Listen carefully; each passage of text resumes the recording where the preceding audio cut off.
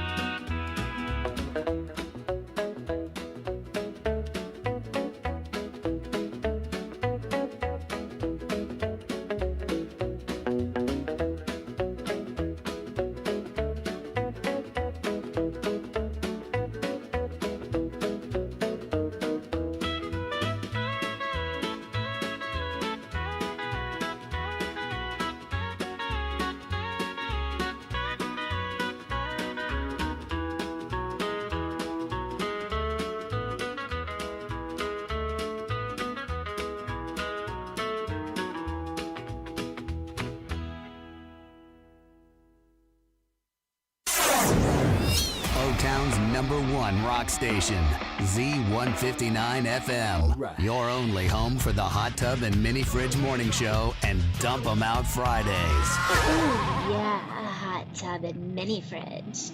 Keep me cold and hot.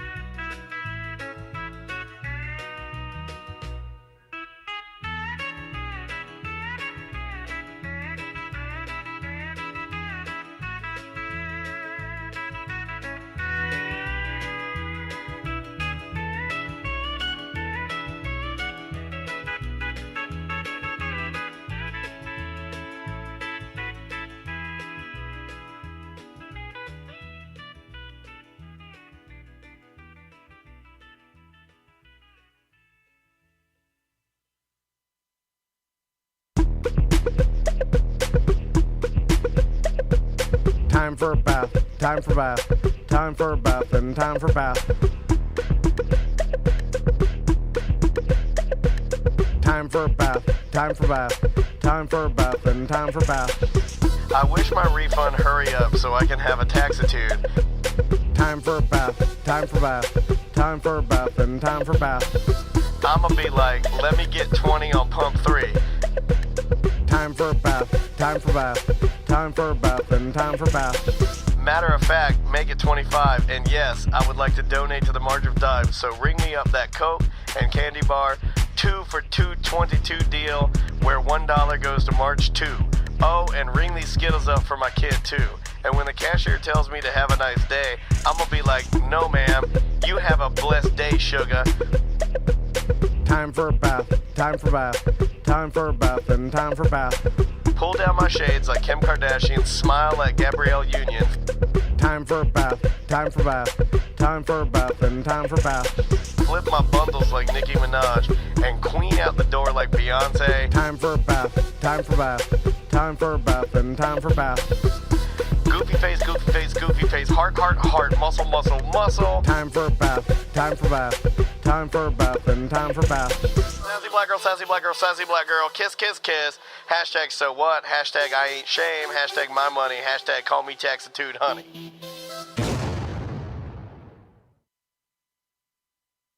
Live from the Injured on the Go Just Call Moe studio. It's a blast! It's Orlando's own Tom and Dan. Hello. This is your Mediocre Time with Tom and Dan program.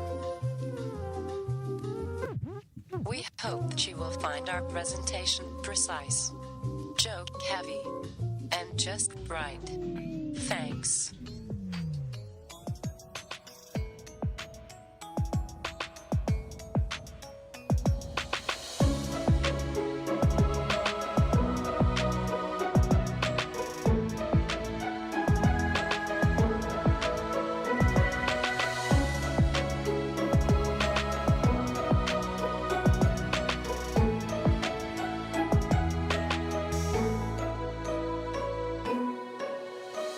Welcome to the Friday free show of A Mediocre Time. Hey, it is another A Mediocre Time with Tom and Dan. I'm Dan. I'm Tom. On the couch, you know him, you love him. Local comedian Ross McCoy. Yeah, I'm just going to see if you're going to take it. Ask me about Kirkland Lager. Yeah, he loves a Kirkland Lager. God, it's so good. Have you had a Kirkland Lager yet? I have not. Very, very good. Do you know that Target is now carrying Coors Banquet? Oh, yeah. Yeah. That's a decent beer. It is a decent. I'm a Coors guy, and I had a friend in high school whose parents stocked the fridge with that, and we would drink a Coors Banquet beer every once in a while. It's not a bad beer. Speaking of beverages, it's the summer of sips at Jeff's Bagel Run. Yes, it is. We'll be announcing all the different flavors they have coming up, but when you go to Jeff's... That was like a Tony Hawk 960. That was awesome. Yeah, that's what he does, man. This guy's promotional sleeves just blew him off sideways. When you go to Jeff's Bagel Run, use hashtag TDBagel, and we'll send it to them, and we appreciate that. And you also could receive a prize because we give away a prize to everybody who uses that randomly every month. Wait, we give away a prize to everybody, or no, we just guarantee everybody? Just one person. You're really confusing me. I think I forgot last one. Anyway, hashtag. If you get the app, here I will tell you that Jeff is smarter than us. And what Jeff does is if you download the app and it's your first time downloading the app, he will give you a free bagel. That is guaranteed. What? Yeah, so it's worth just doing that. Yeah. And there was a blogger online that I just recently saw. She has the best idea of anybody that's ever used Jeff's Bagel Run, and I love Jeff's. She says, like, no matter what it is, when you go in there, just say, what's hot, and just get that. She's right. You're not going to get a bad bagel. Oh. It's not going to be bad. It's really, really good. Just ask. You know, like there was one, they had a cheddar chili crisp bagel. No, God, their spreads are the best. It's just so good. Anyway, Jeff's Bagel Run. Use the app. Get a free bagel. Jeff should steal that idea from Krispy Kreme and put a light in the window when stuff's coming out of the window. No, for real, because Krispy Kreme, like real addicts, will drive by if the light isn't on. If the light is on, they're like, oh, yeah, they're fresh. I'll go. That's what killed my dad, honestly, is the like the light in the window. They started giving that little baggie of salt with his donuts, and that was it. Also, the Science Center, they got Science Night Live coming up May 31st. It's all a superhero night, so it's your chance to go and have some drinks, some cocktails at the Science Center. It's adults only. Take your significant other to the Science Center and be a hero for not taking her to some dump, and him or her, or they. And then be a hero in the bedroom. Or them. Bring your try out, hey, you dude. guys. Yeah. Or hey, you guys. The whole crew. I learned last week, completely acceptable. Put your poly group on a bus and come out. So, by the way, saying Science Center and superhero, you were so close to summoning Silverfish Man. Like you were you were like we got right a Silverfish there. story today. I put it on the list. What you and I were talking about. I've been talking about nothing else, but Ross and I we got a horribly weird text chain. So we started an hour late today because Tommy. Sorry, the light was on at the fucking bagel place. What am I supposed to do? Yeah, Jeff was flashing it. So Tommy, I say graduated. But you're not allowed to say that anymore. No, we have to say completed. What? Fifth grade. Yeah. They just like don't use graduated. Valor, right? Like, he graduated from the master suite to the mother-in-law Snook, right? Like, didn't he? We have gotten a little crazy with every, Can't say shit anymore. Kids walk one step. They're like, you have graduated walking. Congratulations. Well, yeah, they consider it a completion, not a graduation. Yes. Probably because that graduation. doesn't sound grosser. Yeah. So congratulations on your full completion. Yeah. And push it out. It sounds like they successfly took a shit. I went to go watch him this morning. You got to ceremony, do it. And Got to do it. And you went to watch your son complete. Yeah, complete. Gross. And which I feel like dads, and I text my mom to see. I'm like, at first I don't even remember having a completion. You didn't complete. You didn't complete. Yeah, I'm sorry. But I You must got a chocolate milk. You called it a day. I think I just don't remember it. But I texted my mom. I was like, did my dad go to my 5th grade to graduation? completion day? No way he did. Right? He didn't take a day off for work. completion day. But I do have a photo of me. I'm wearing white pants, a brown braided belt, and a pink Madras shirt because that was the style, and it was completion day or whatever, and I do remember it, and it wasn't so much a graduation as it was, here's your certificate, you're going on to the next grade. It was more of a here you go and less of a great job, you know, like here you go to middle school. Yes. I think it's but Daniel is old man. enough. Old man. He left elementary school in 6th grade. Yeah. Before they changed it. There's probably an app for your diploma now. Yeah, they sent us to war at 14. No, but seriously, like we went after 6th grade. You went to like a 7th grade center, which was like 7th and 8th, and then you'd go to high school, which was 9, 10, 11, 12. And Southwest, or Southwestern, I may be getting that wrong because the memory is fuzzy, became DeLand Middle, which is where I eventually went. Oh, it was called originally Southwest? Yeah. That was my first high school I went to. Yeah, it was Southwest. Yeah. Teachers started just teaching in Spanish, and then I raised my hand. I was like, I don't understand. They're like, oh, shit. There's like a fucking one gringo screwed it up for all of us. Yeah. Anyway, so... I'm glad to see you dressed up. Why didn't you pull out the purple suit for such a wonderful occasion with your son? A couple things. So Crystal this year volunteered for the party planning committee, kind of like the office. Michael Scott. Yeah. I was watching that episode yesterday. Yeah. So did you know a big novelty check, $250, and then you don't have as much money left over to give to rabies? Just cut Angela out immediately. It's a much better party. I start giving out. I'm like, free college tuition to everybody. I'll be rich by then. Yeah. Anyway, so Crystal volunteered for the graduation party planning, month ago or whatever. And so the past couple days has been super busy in the Van household, and I had to go to school last night and help her bring in a bunch of boxes. So, she wanted to give. This is the complete what grade?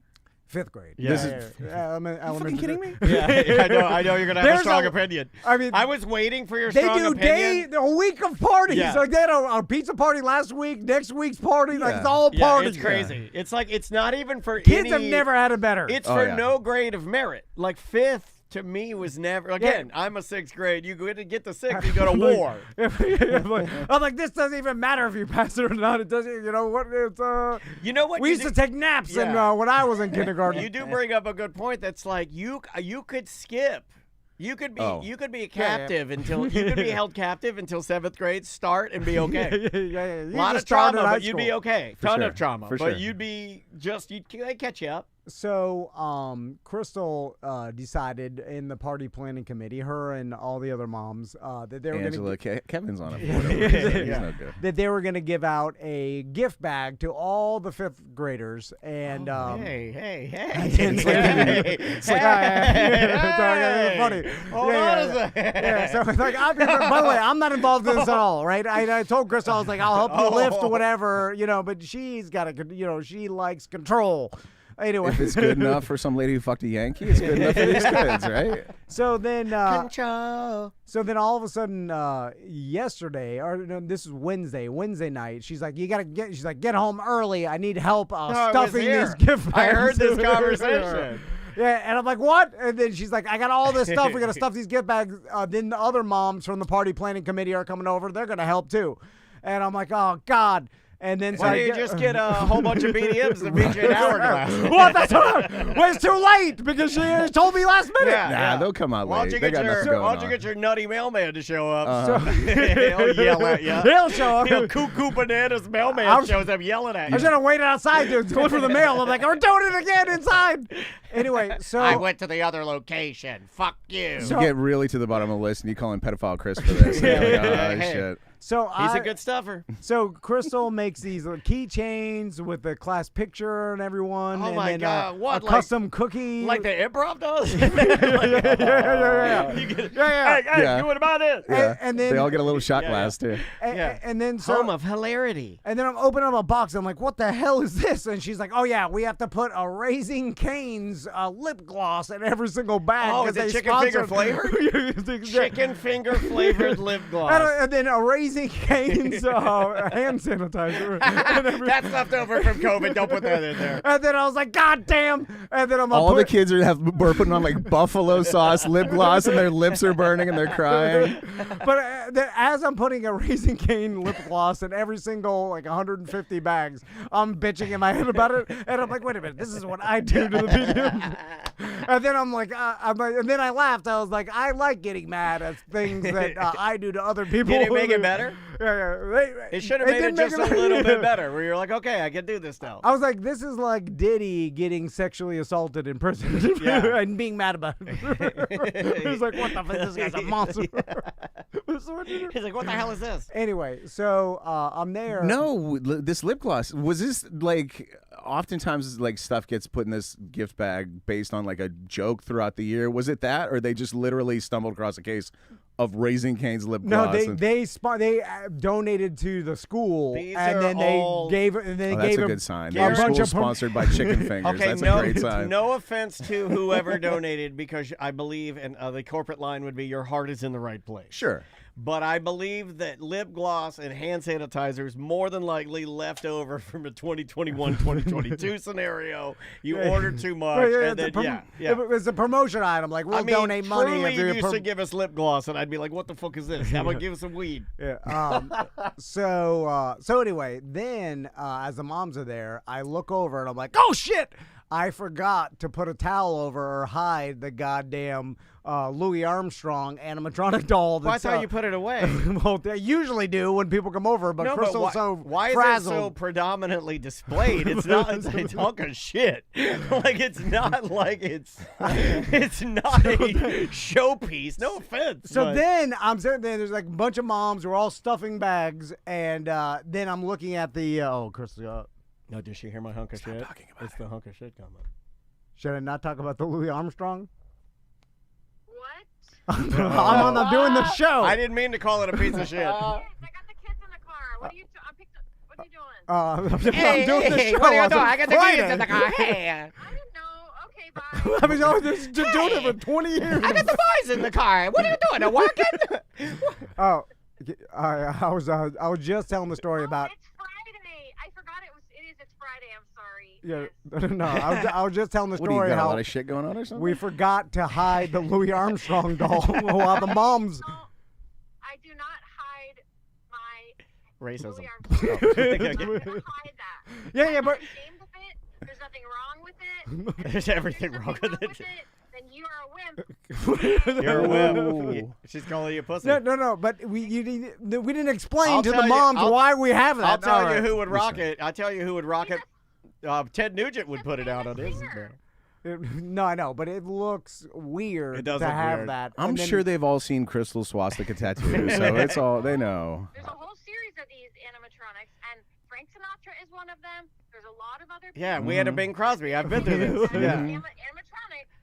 But this one, yours looks like a rebel that would kill a South African white farmer. All right, babe. Oh my god. Goodbye, That's in the news. That's poignant. That's in the news. Yeah. The president said that. Yeah. Thank you, Rob. Anyway, so That I'm went sure horribly. The other moms, That went horribly. Their moms are they're going back to their husband like they had a wall of African American art and then a weird Louis Armstrong animatronic doll. Their whole house is covered in black dolls. Anyway, so we did that, and then.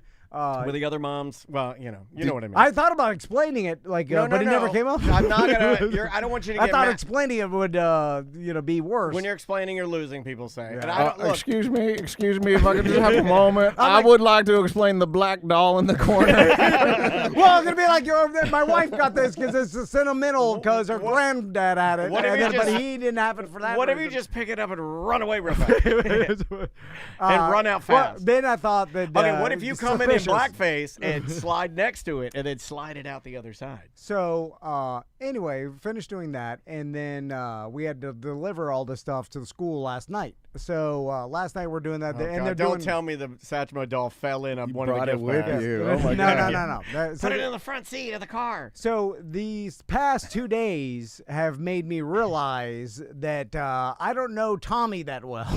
Right? Like I don't know much about what I don't understand what you mean. His social life in school. You spend a lot of time with your son. No, I know. Yeah. Right. You should know everything. I feel like I'm so disconnected from my daughter because I don't spend a lot of time with her. Yeah. School is a black hole for your kids because you don't get to go there. You don't see, and they're there 8-10 hours a day sometimes. Yes, and I don't pick them up. And Crystal gets all the stories right when she picks them up. The dump. We call that the dump. Because they want to talk about it. And by the time I get home, after they've been home for half an hour, they don't, so I try to talk to them. I'm like, hey, what's going on there? Like, no, I think they don't care. You're always playing with your Satchmo doll. Because I always picked them up, and I always was like, how's school today? And it was like, God. They never tell me anything. I read this article, and look, I take these with a grain of salt, but there was some child psychiatrist saying that, hey, when you're picking up your kids from school, go with something more specific than how was your day. So I was like, okay, I can, so I've just been trying to do that. So I try to pick out something. So I'm like, if it's special, I'll be like, oh, so how was music today? Because it shows her that I knew that her special was Wednesday. Yeah, I don't know, man. So we're there yesterday, and they're doing like some chorus, final chorus of the year. I love that. Which Maxie's still doing it, right? No, he quit. All right. I don't get it. Which, by the way, I don't think I talked about that, but he's like, I don't want to go to chorus anymore. I'm like, listen, if you don't want to go, then you have to go and tell the teacher yourself that you are not going anymore because you can't just sing leave. it to her. You goddamn pro over here. That is, I would like to quit chorus. Because in my mind, that was an impossible task, and then he would never be too ashamed. Yeah, you'd never. That's your impossible task. Me and Tommy. Only thing is you, man. Yeah. And then I'm sure this kid had no fucking problem. I bet he moonwalked in there to do it. Yeah. After he came home from school that day, breakdance did. He did a breakdance. He did a spin move. He's like, I don't want to be here anymore, motherfucker. The next day, he's like, I told my course teacher that I'm not coming anymore. He said, that's fine. God damn it. So anyway, hand him the phone when Spectrum calls. They're like, no, thank you. Everybody's walking out, and then me and Tommy are like, I loaded up all the boxes because we're setting up for the next day graduation, which was today.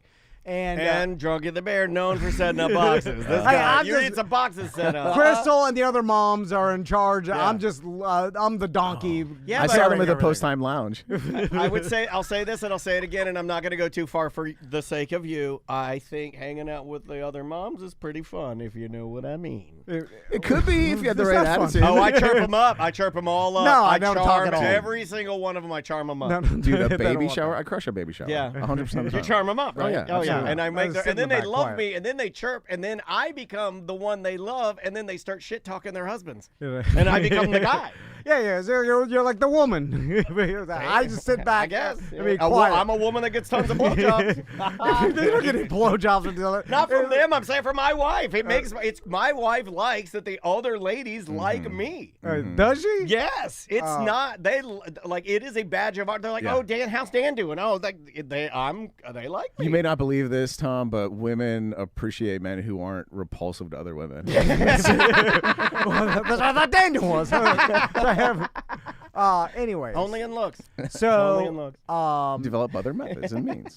So some kids, she's in there. She confirmed it. Yeah. So me and Tommy are standing there, and again, like I talk to Tommy all the time. And that's your bro. I take him to school every single morning. That's your mirror. Most of the time in silence, though. But and then I try to every night we try to have some dad talks.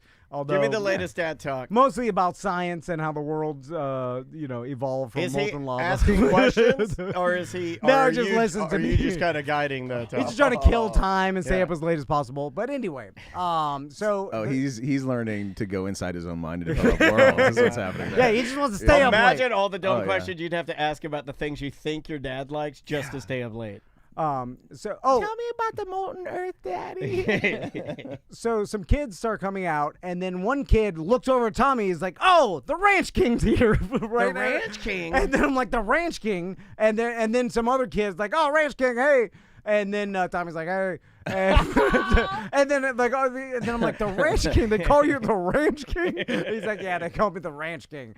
And then that's not bad. So then I talked to him. It's because he's super into Yellowstone, right? He's the most conservative student at this. Because he likes cowboy hats and titties. He loves Kevin Costner, dude. This kid, that's my son. This kid is like, that's not fair. That is not fair. I've talked about remember that all the kids know that Tommy likes ranch, which he doesn't even like ranch dressing that much. He just got But maybe his that much is 100%. I don't know because he doesn't. He doesn't stop the kids from the other kids are just like, oh, Tommy loves ranch. Like, I'll be cleaning out his lunchbox and there'll be baggies of ranch that other kids have brought him as gifts to the Ranch King. Field to the Ranch King. Like offerings to the Ranch King. Sure. Yeah. Someone brought him a full bottle of ranch. We've heard a little bit about the ranch. No, but this has escalated. No, but no. You need to catch the listeners up. Before signing his yearbook, they called him like Ranch Boy or something. But then that was months ago, dude. No, I know. I didn't even know he's the Ranch King now. He went on a heroic ranch journey and apparently, and it's gotten worse. Like, how are you oblivious? Everyone's calling him that. Tommy never told me. What was the inaugurating incident? How did this become? What started this? He doesn't even know, Ross. That's what's the most frustrating about this. I was like, how do you even? He's like, I don't know. He's like, one day I told one kid at lunch that I liked ranch, even though, even at home, shit spreads fast in elementary. I don't even know. He doesn't even know how it started. It evolved to that at the end of the year, everyone's calling him the Ranch King. He's vegetarian, right? No, he eats meat. Okay. Yeah. Max is the vegetarian. So, and then I find out from Max, because I tell Max, I was like, did they call Tommy the Ranch King? Because Max is a safety patrol. He's like, oh, yeah, because he's hanging out with fifth graders now, because the fourth grade safety patrol learns from the fifth grade. Oh, right. So gotta get trained up. They're also, we have an older brother that happens. I have it with my kids. And then, so when Max was telling me, he's like, oh, yeah, the other fifth graders and safety patrol are like, oh, you're the Ranch King's little brother. Yeah, the Ranch Prince. Ranch Prince is a badass name. And they're like, oh, yeah, the other day, all the kids in the class, we had a pizza party, and they had 2 pieces of pizza, and they weren't hungry for the second one. They started giving it to the Ranch King, and he had 10 pieces of pizza in front of him. And it's like, what? Give it to the Ranch King. He's the king. And then I'm like, why? And then I asked Tommy about it that night, and I'm like, did this happen? And he's like, oh, yeah, it happened. And I'm like, why did you tell us? Tell me about what happened to you. Nothing. Never said, he doesn't, he just never talks about it. I think it's a case of, how, I don't know, well, as a comic, sometimes somebody will be like, oh, that's funny, you should tell that on stage. And then you're like, well, but I would have to explain that where we went to school and that our teacher had a red chair and there's too much backstory to even explain. Because if he came home and he started telling you all the kids gave me, you'd be like, why? And then they'd be like, well, they call me the Ranch King. Why? There's too much to even get into. I'm kind of with him. It's too far gone to go through the backstory. I think I understand what he's saying. But I felt like I didn't know my own son because I didn't know no idea this is going on. Would you have appreciated? Because it's kind of weird. Because he acts like he doesn't have any friends, or he's just a quiet kid in class. And he just keeps to himself and whatever. I'm like, they're chanting the Ranch King today after graduation.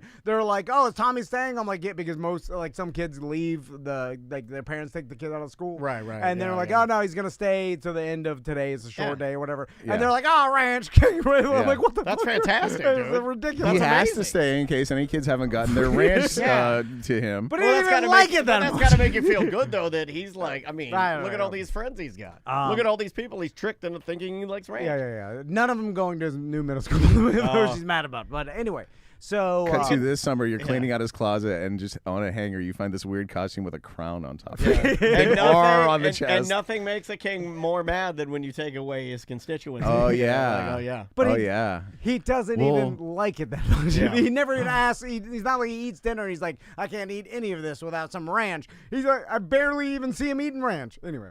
So I love it. But this is part of his journey. He's risen to the level of Ranch King, but now he has to start over. And when he rises to Ranch King again, he'll be even more powerful. In middle school. Yeah, I kind of think that.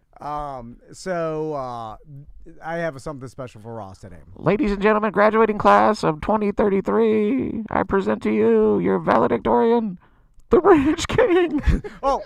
There are worse nicknames. I'd also like to point that out. Oh, speaking of not knowing, like Shit Cloud, which is Paul from the West End's nickname. Who my son is. People bring him little baggies of shit. It's horrible. I'm sitting there during the ceremony. They bring in the different classes at a time, right? And of course they give a prize to the valedictorian of the class or the kid. They've been doing that for years. Yeah. But now the valedictorian of 5th grade. Yeah. No, even of that, just of that class. Like, each class gets their own, which is very singled out now. Interesting. And then they do go above and beyond and give out another 35 different awards. And then one of them, because the dumb kid's got to feel good. Everybody gets one. It does seem like that a little bit of that. So they started with straight A's in the fourth quarter, just in the fourth quarter, like the last quarter of school, right? So then. I have my video camera out, like I'm videotaping everything because Crystal's like, make sure you get everything. So that's what dads do. They just, the video man. Yeah. The video never to be watched again. Yeah. It's just, And so. You know what I feel like watching tonight? Let's make some popcorn and sit down and watch 5th grade graduation. Yeah. So then they're like, okay, now we're giving out the fourth quarter straight A's award certificates. And then literally I turn off my video camera. I'm like, and then my mom's sitting next to me. I'm like, Tommy's not getting this one because like he usually gets A's and B's. Yeah. Like never straight A's, right? So then I'm sitting there, and all of a sudden they're like, Thomas Van? I'm like, oh, shit. Let's start from the end this time and go backwards. And then I'm like, oh, guys. So then I pick up my camera, and they start filming it. And I'm like, oh, shit. And then I'm That's like, awesome, how dude. little do I know about my son? Where I literally turn to my mom. I'm like, he's never getting this. Fucking Ranch King is killing it. Is straight killing it. Yeah. By the way, you walking into the gymnasium or wherever this happened, you 100% were handed a little pamphlet. You could have looked. That detailed every name of everybody who's going to win every award, and you could have seen this well in advance if you gave one fuck. I don't think there was a pamphlet. I don't, and plus I went in with Crystal early. So there was no pamphlet. 100% there was. Normally there is a piece of folded photocopied paper there. Crystal, if you're listening and you have like 6 of them in the car, bring one by the studio. Well, that's fucking great, dude. I also it was, by the way, sponsored by that fucking. Maybe the less you know, the better he does. But he just doesn't tell anybody anything. No, I know, He's but like you said all the times that you knew he hadn't done it. You said this time that you did know that he did it. Just maybe take your hands off the wheel a little bit. I even asked him, I was like, you didn't tell us that you were thinking like you were going to get straight A's this last quarter. He's like, I had no idea.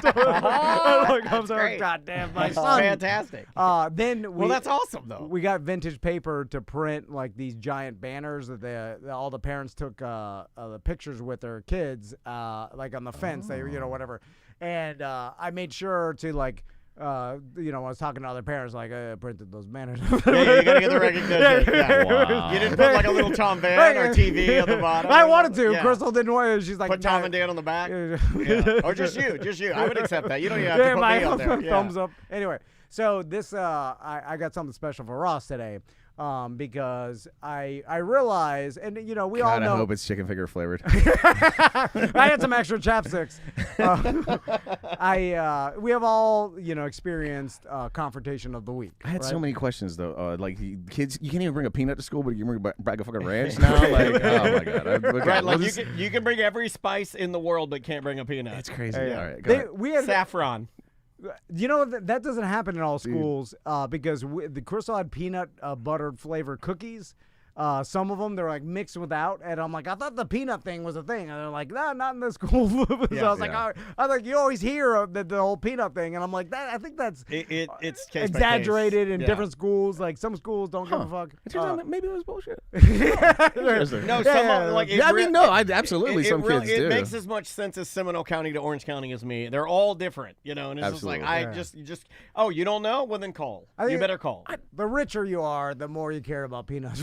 Whatever reason, weird. Like, a peanut farmer was something insult. Like my dad, if my dad gets stung by a wasp, he like turns into the Michelin Man immediately. So he's got like either the little pen with him or he's taking his life in his hands. Right. You can't control wasps.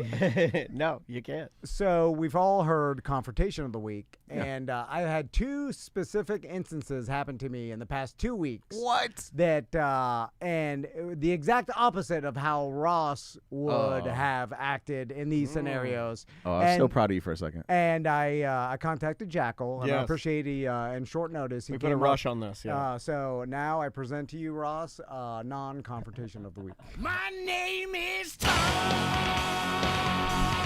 Yes, it's Tom. If you want to argue or fight, I want to flee. I'll give you whatever you want, just don't yell at me. This is Thomas's.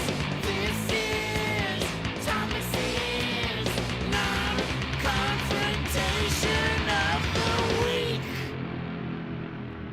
Non-confrontation of the week brought to you by Tots with Ross, the Orlando talk show with Ross McCoy.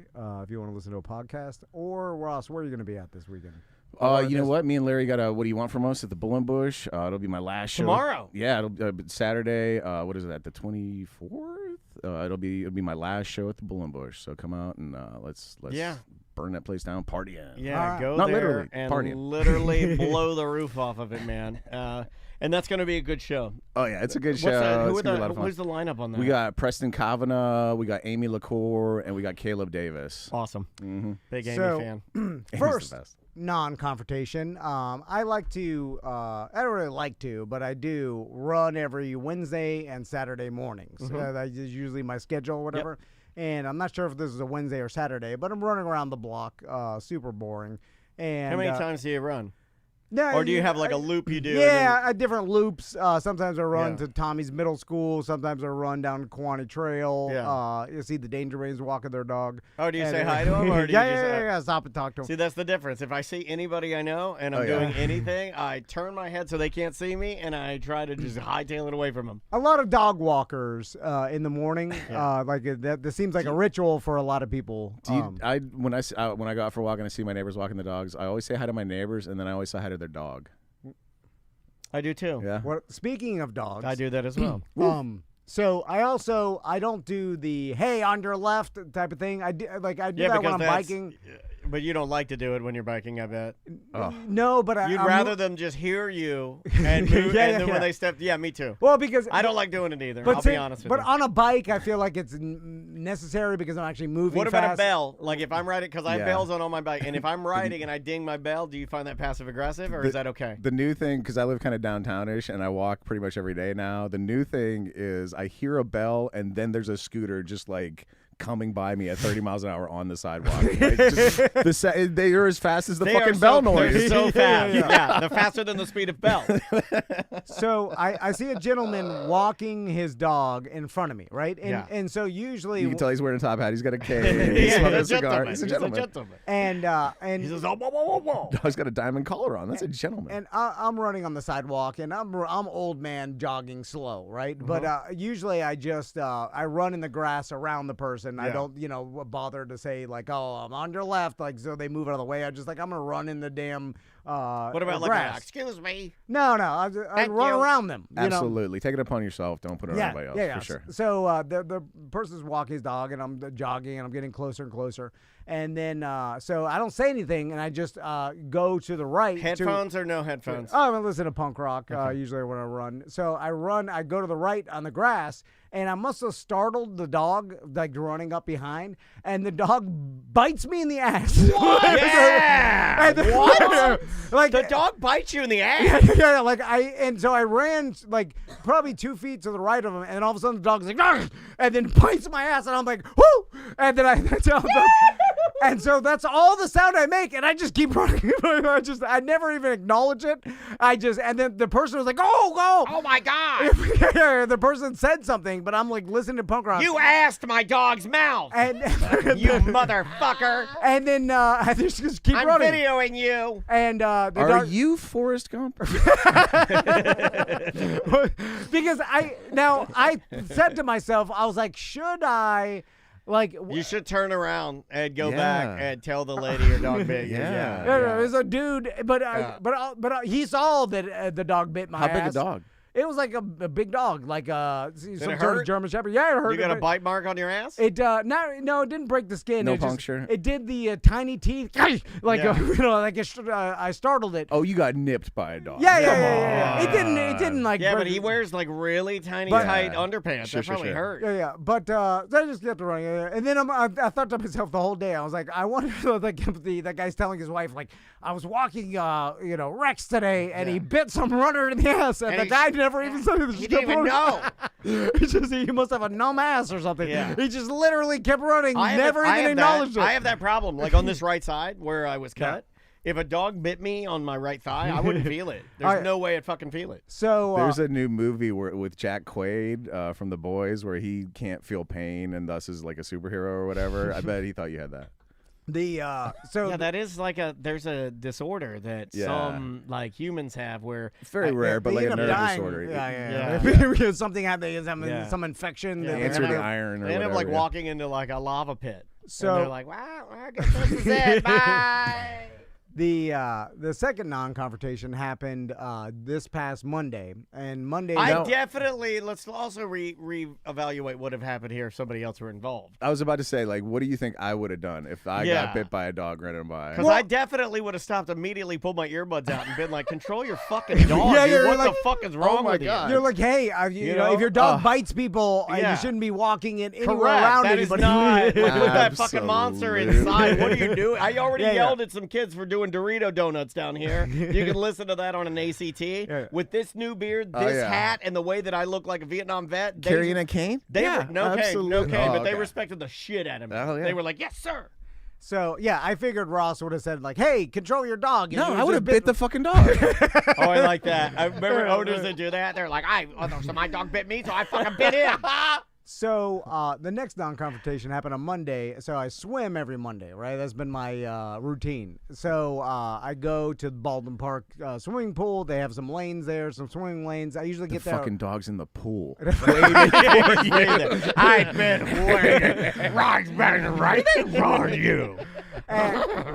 And so I change. Daniel see me do it every Monday. I change into my. Daniel watches you change. I do. I go to the bathroom. I'm like, change for me. And then I'm like, oil yourself up. You're dry. You're too dry. More oil. I put on the stereotypical your green jammers, green and black jammers, swim jammers, which I don't like, by the way. It's embarrassing because it looks really gay. I'm like, who do I think I am? But you know what? You can see his full pecker in him. Yeah, for sure. Yeah. You can see the bell. You can see no way around You can see how smooth he is. I thought about putting a napkin in there. Don't put a napkin. But it get all soggy. Yeah, then you have to pull it out of the end. You're leaving like a little trail of paper behind you as you swim. Anyway, so imagine a dog bite you in the napkin. I get to the Baldwin Park pool and I'm walking up. Usually I'm not paying attention to anything around me. And I get up to, you have like a little key card that beeps you in to the pool because you can't get in if you're not a resident. Did you? Yeah. Well, you should. I mean, I'm like, truthfully, I am loaning you mine. You have no business being in there. Well, I'm a business owner. No. Businesses don't get key cards. I think if I went to the you better go and ask. That's not true. It's for residents only. But it's friends and family of residents as well. I checked on the bylaws. Yeah, you checked on the bylaws. That's a bold-faced lie. You don't even know what a bylaw my sister-in-law lives here now, so that's even better. But she didn't give you the key. Get two people to steal it from. She didn't give you the key, but then I guess I have to call you in. I'm going to have to call you in. So anyway. While you were jogging, did you have one of these chicken-flavored fucking balls in your pocket?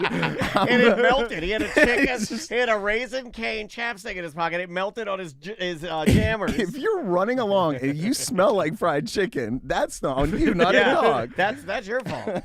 So anyway, I go, I beat myself in. I'm not paying attention, and I open the gate, and then a teen grabs the gate behind me. All right, and I say teen. This person's old teen, like 25, 30. What are we talking about? Pedophile Chris? No, I don't know exactly how old, but older, like between 17 and 19. Bad tattoo, tan, jammers, or hey dog, thanks. One of those guys.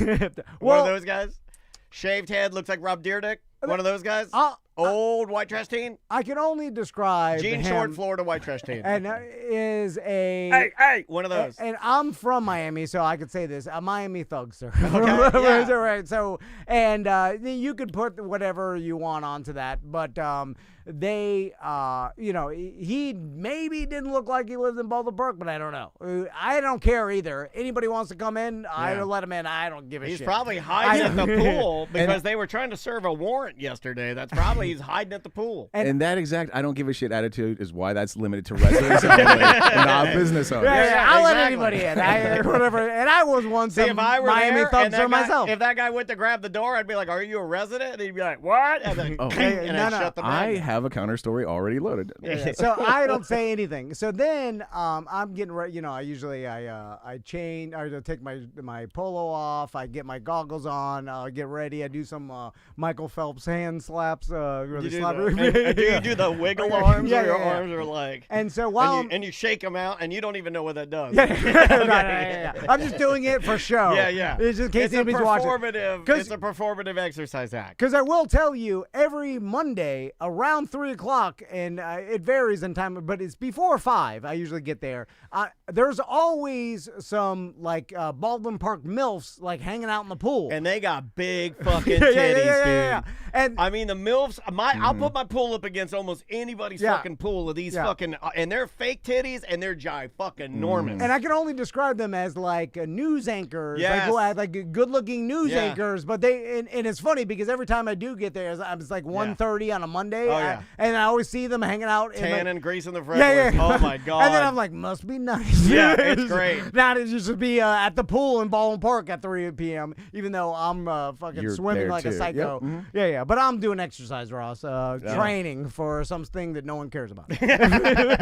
Anyway, so they're there. The Baldwin Park MILFs are there, and then I'm doing my hand slaps, and then I see the teen that I let in a group of other teens. Oh fuck! He lets them all in. You're the reason I got to pay for more and more goddamn patio furniture because this guy's over there. I'm taking rowdy. your pass away. I gotta take your pass away. They're rowdy, and they don't even have bathing suits. They might not even be business owners. and some of them, I'm like, they don't even look like teens, like 20-year-olds. I hope somebody calls and turns me in for giving you the pass. That's what I hope, because that's the only way this will stop. But again, I don't care. Listen, there's me. Yeah, we know that's the problem. Yeah. And you are the problem, Morgan Wallen. And some Baldwin Park MILFs, and then these teens, right? They're loud and they're yelling. I don't think they're teens. I think they're out of work construction people that decided to trash up our pool. They're cursing and saying the N-word with the A at the end. To each other. They're being respectful. It's fine. They're just having a good hip hop time. They're keeping it amongst themselves. It was the Wu-Tang Clan. Method Man was there. Yeah. And so then I start swimming, right? So I'm like, all right, and I got a bunch of my work here is done. Yeah, because as long as you're in the water and you can't hear it, it's not happening. And I got about a half an hour of swimming, usually what it takes me to do 1,000 yards or whatever they have to do. And so then the teens decide, all right, they're getting in the pool. So they take their shirt off, get in their N1s, long N1s, and then they jump in the. Now, I'll explain, the 3 swimming lanes are on the right side of the pool, and the left side of the pool is more of an open scenario. Free swim. Yeah. And then the MILFs are over there. It's a humongous pool, giant. Okay. So the Miami Thugster teens, they decide they're going to hang out in the swimming lanes. Because it's closest to the shade. They may not have read the bylaws. Yeah. And as a business owner, they're allowed to those lanes. I heard that earlier from a podcaster. And so, and they're sticking to just one lane, and they're roughhousing, fighting each other or whatever. Hey, pull your girl's titties out. Yeah. So then I'm swimming. It says, then they got rules out there that says no roughhousing right under no open dog bites.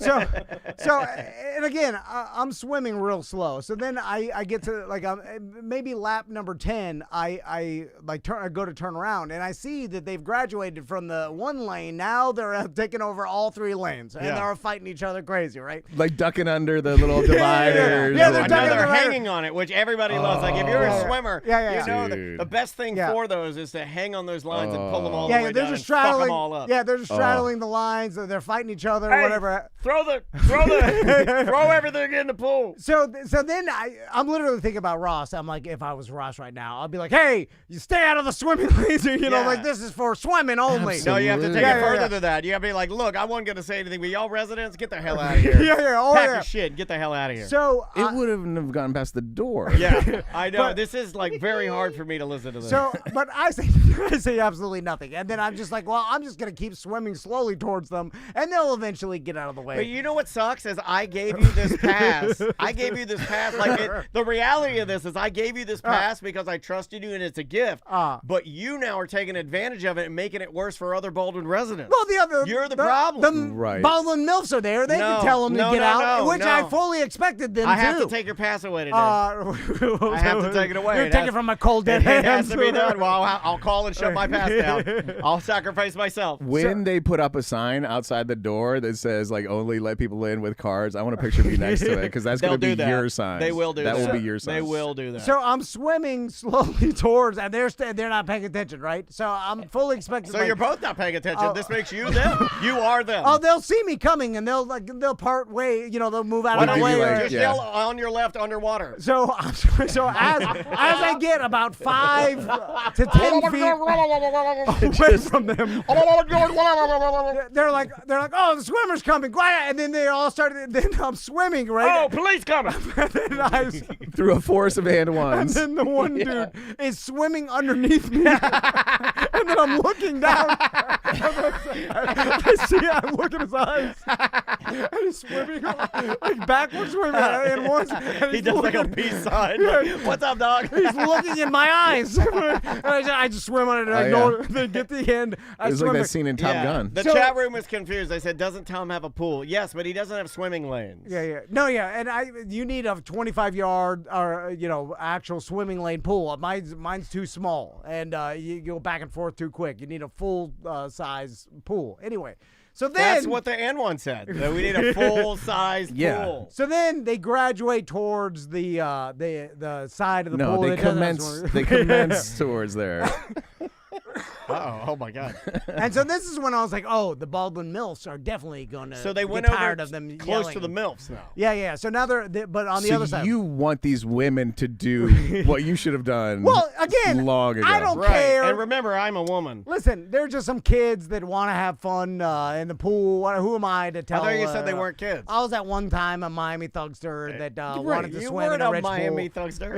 Did you ever get thrown out of anything? Yeah. No, I mean there was no rich pools to swim in when I grew up in Miami.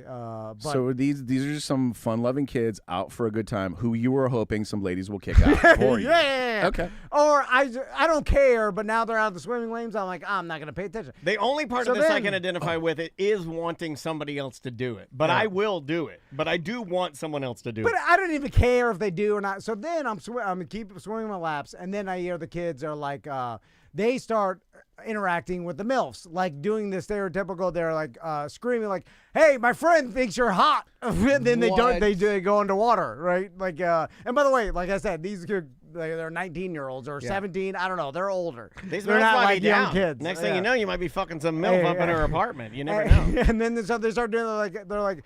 Hey, my friend thinks you're hot, and then they dunk underwater or whatever. Why dunk underwater? You're 19. Stand out there like a man. Come on. And so I'm like, oh, this is gonna get him. So they didn't get him. So then they graduate to like, hey, they're like, Miss. They're like, let me see your bottle.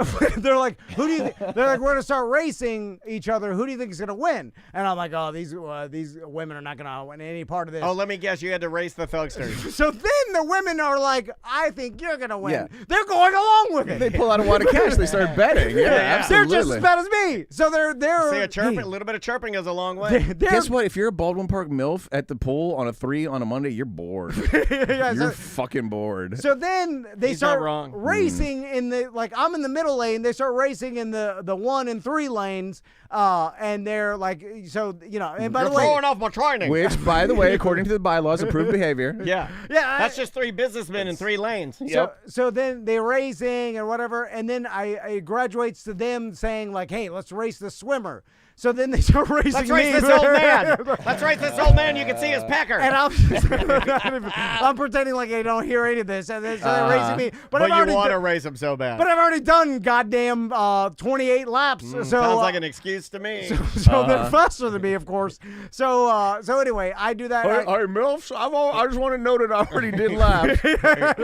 And please do not look at my bandland. So I complete my exercise, change, and leave. Before I leave, MILFs, I want to let you know I have a huge collection of African art and a Satchmo doll. And those are my 2 non-confrontations where Wow. I literally said nothing the entire time. This place doesn't have a lifeguard? No. Really? No, there's no lifeguard there. Really? The middle of the day. And you know what's funny though? Is like that you are the reason why at certain times they have a cop walk through that pool. Really? They do. Yeah, we'll be sitting there and you'll hear him like boop, and then he'll go, "No, it's not fine. Please don't do that. It's not fine. Listen, it's not." What you are as a person that actually pays the extra fees for that pool? we pay it. We pay it here. No, we don't pay. Yeah, do we pay the townhome fee? Yeah, No, we do not. Well, our landlord does. We don't pay it. It's not fine. It's not fine to me. You don't pay for that. It's not fine. Don't do it. We definitely not fine. Hey, quit getting all mad. No, I'm not. I'm not fucking around. I'm just saying it's not fine. Yeah. So I used to have a friend who lived downtown in a condo, and it was one of those condos with like a main entrance and then like a little side entrance. You could like key card your way in, right? Or just because it was like, easier, we would always go to this entrance and like dial his phone number, and then he could buzz us in. And so one time we did this, and I was always really meticulous about closing the door behind me because it's not my building, Dan, and I'm being granted the access, so I want to the building. Right, so I want to respect that. And not just let any Tom, Dick, or Harry walk behind me into the building, you know, like. Yeah, what kind of dickhead stop? They're like, no, close the door. You need your own pass. I mean, I've done it. I have done it before. Doing that. That's some Karen-ass shit. I've done it before. That's some Karen-ass bullshit. So one particular time this happens, I like go, I type the number in, I hear zzz, and I open the door for my wife. I walk in and I pull it shut behind me, as I always do. And there was a lady who's like, I don't know, 3 or 4 steps behind me, like walking towards the door. I didn't even see her, honestly. It was just, I just did it out of that's not what I always did. And so I basically slammed the door in this lady's face. Damn. And then, no, but just kind of like, I just reached behind me, walking in, closed it behind me, not looking behind me, like I did every fucking time I ever walked into this building. And the lady happened to be there. And so she walks up, and we talk about some Karen bullshit, starts knocking and going, hey, let me in. And I'm like, I just kind of go like, I give a little. You're looking at her? Yeah. Oh, right in the eye. I've asked people before, not door. at our pool. I haven't done it at our pool, but I have asked people before. I've done it at Clear Channel when it became a rule, and then even before at Clear Channel. Yeah, like if somebody's coming in, I'd be like, "Do you work here?" They're like, "Well, actually not." I was told, and I'd be like, "I'm sorry, man. I'll just shut the door." Oh, yeah, you did that? I did it. It's what I was told to do. You know, and if I'm walking in there and there's some guy behind me, and I look at him and I don't think he lives there, I probably would. Like, or if that's they brought racist people to over, be like, oh, I don't think you live here. I'm gonna shut the door in your face. Yeah, it can be looked at like that. Yeah. So this lady is hammering on the door and saying, "Let me in," and like really mad at me, like angry at me, like yelling at me. You let me in. Let me in. You let me in. Yeah, but why should you have to let them in? You should have your own key card. I'm just standing there because I'm like, no, like, you know, you either dial the thing like I did and get somebody to buzz you in, or like you live here and you have a card. And so she's like demanding I let her for like a really uncomfortably long time. Then she pulls out a card and buzzes herself in. And so she walks into the lobby, stands there with us, gets into an elevator with me and my wife to go up, and then she gets off at the main lobby entrance floor because she works there. This is a great twist. I couldn't believe it. I was like, you work here? That's a twist. And you wanted me to just like violate the sanctity of this? Like, I literally was enforcing a rule you should be enforcing, and you were screaming at me to like violate it? Are you? I was furious at that point. Well, like for me, it's like, and then that lady was mad at me for like the next 5 years. Because just let anybody in. Don't put a lock on it to begin with, and just let people come and go as they please. Right? You know, that's what I'm saying. Like, honestly, if we're just gonna hold it for anybody and it doesn't matter, then no key cards, because it would make it a hell of a lot easier. By the way, I'm a guest. I don't know you. Maybe like the residents do know you and would let you in. Yeah. I'm just some guy guy who like got buzzed in. I don't fucking know you. Yeah, that is weird that she got so mad that you wouldn't let her in. Got mad, complained to the resident. It was a whole big thing. It was a whole big thing. For 5 years. Oh, for so long. That's a very long time. Very upset at me. Should we take a break? Yeah, let's take a break. All right. The name. But you know what? She didn't let anybody into the pool. Well, I mean, I think you won on that one. The name of the band, or artist rather, Sir Woman. We're going to start with like something like a little more throwback. So this is Sir Woman with Never Gonna Give Me Up. It's a mediocre time with Tom and Dan. Put some respect on my name. Respect our name. I ain't gonna say it no more. You crack ass motherfuckers. And I am Dan. I'm Tom. Perfect song to get bit by a dog on a run by. Yeah, I still can't believe that. I can't believe you held that in too.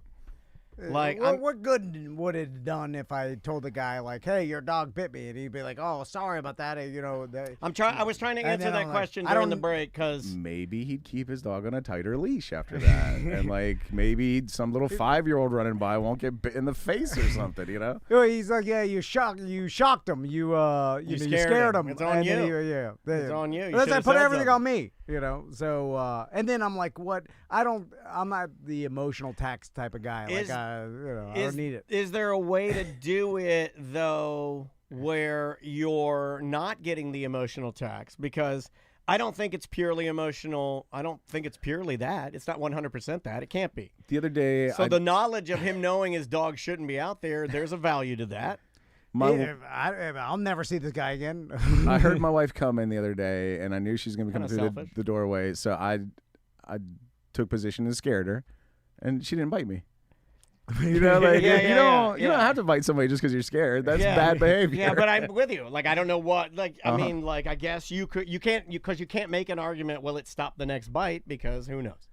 Yeah. I would have demanded the dog's teeth right then.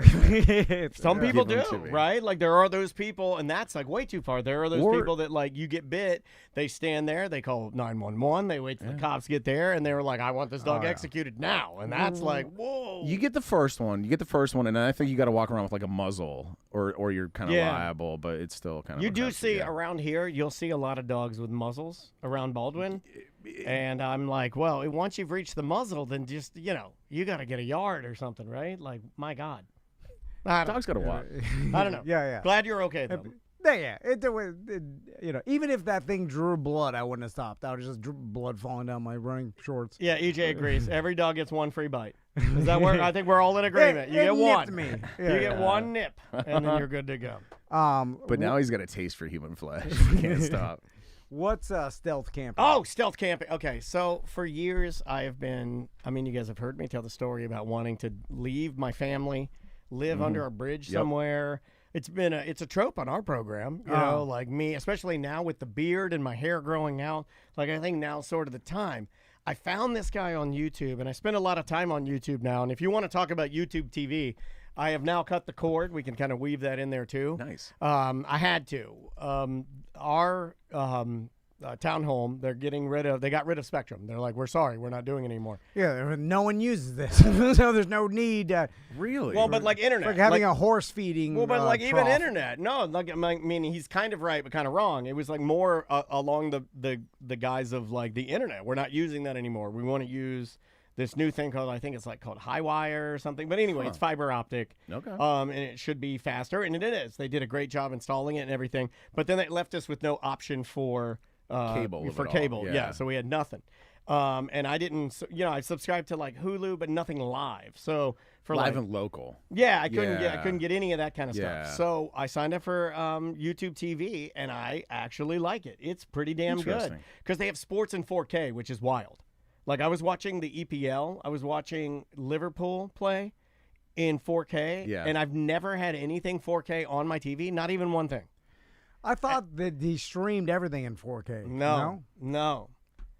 Very few things, from what I understand, are streamed in 4K. And you can tell the difference. You can see like the blades of grass it's waving ridiculous. and stuff. Yeah, it's so good that you're like, oh, I understand why people pay for this. Yeah, it's fantastic.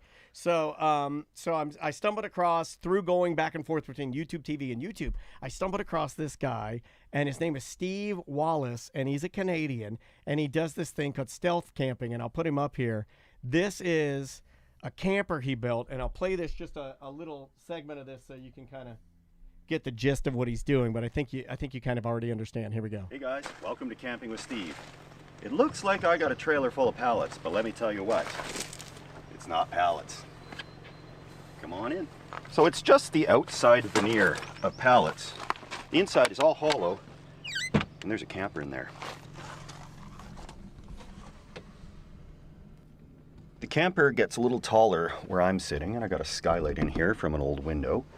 And there's some leakage. Let's describe this to our audio-only listeners. Yeah. So he's got a trailer that looks like it's piled up probably 6 foot high with pallets, a big square of pallets. Yeah, it's probably, what would you say, like maybe 20 pallets, 18 pallets? That's a pretty good guess, yeah. Yeah, it's like 6 foot tall by maybe that's 20 foot tall long trailer, 6 foot wide, and then inside there's a secret door in the back, and inside is a camper. Yeah, and inside he's got like a cot, he's got like a table that he glued to the or wired to the ground. Then he's got on the exterior, he goes on to show because you it is just pallets and a little bit of plastic. He's got leaks in here, and I got my security system. Look at the security system. So this is surveillance 360 degrees around the camper I'm in right now. Wow. And that will let me know if there's any problems and when it's okay to open up that door to go outside. So he hit these paranoid. No. It's so he can make sure to get in and out of it without people seeing him, so it stays stealth. Because here's the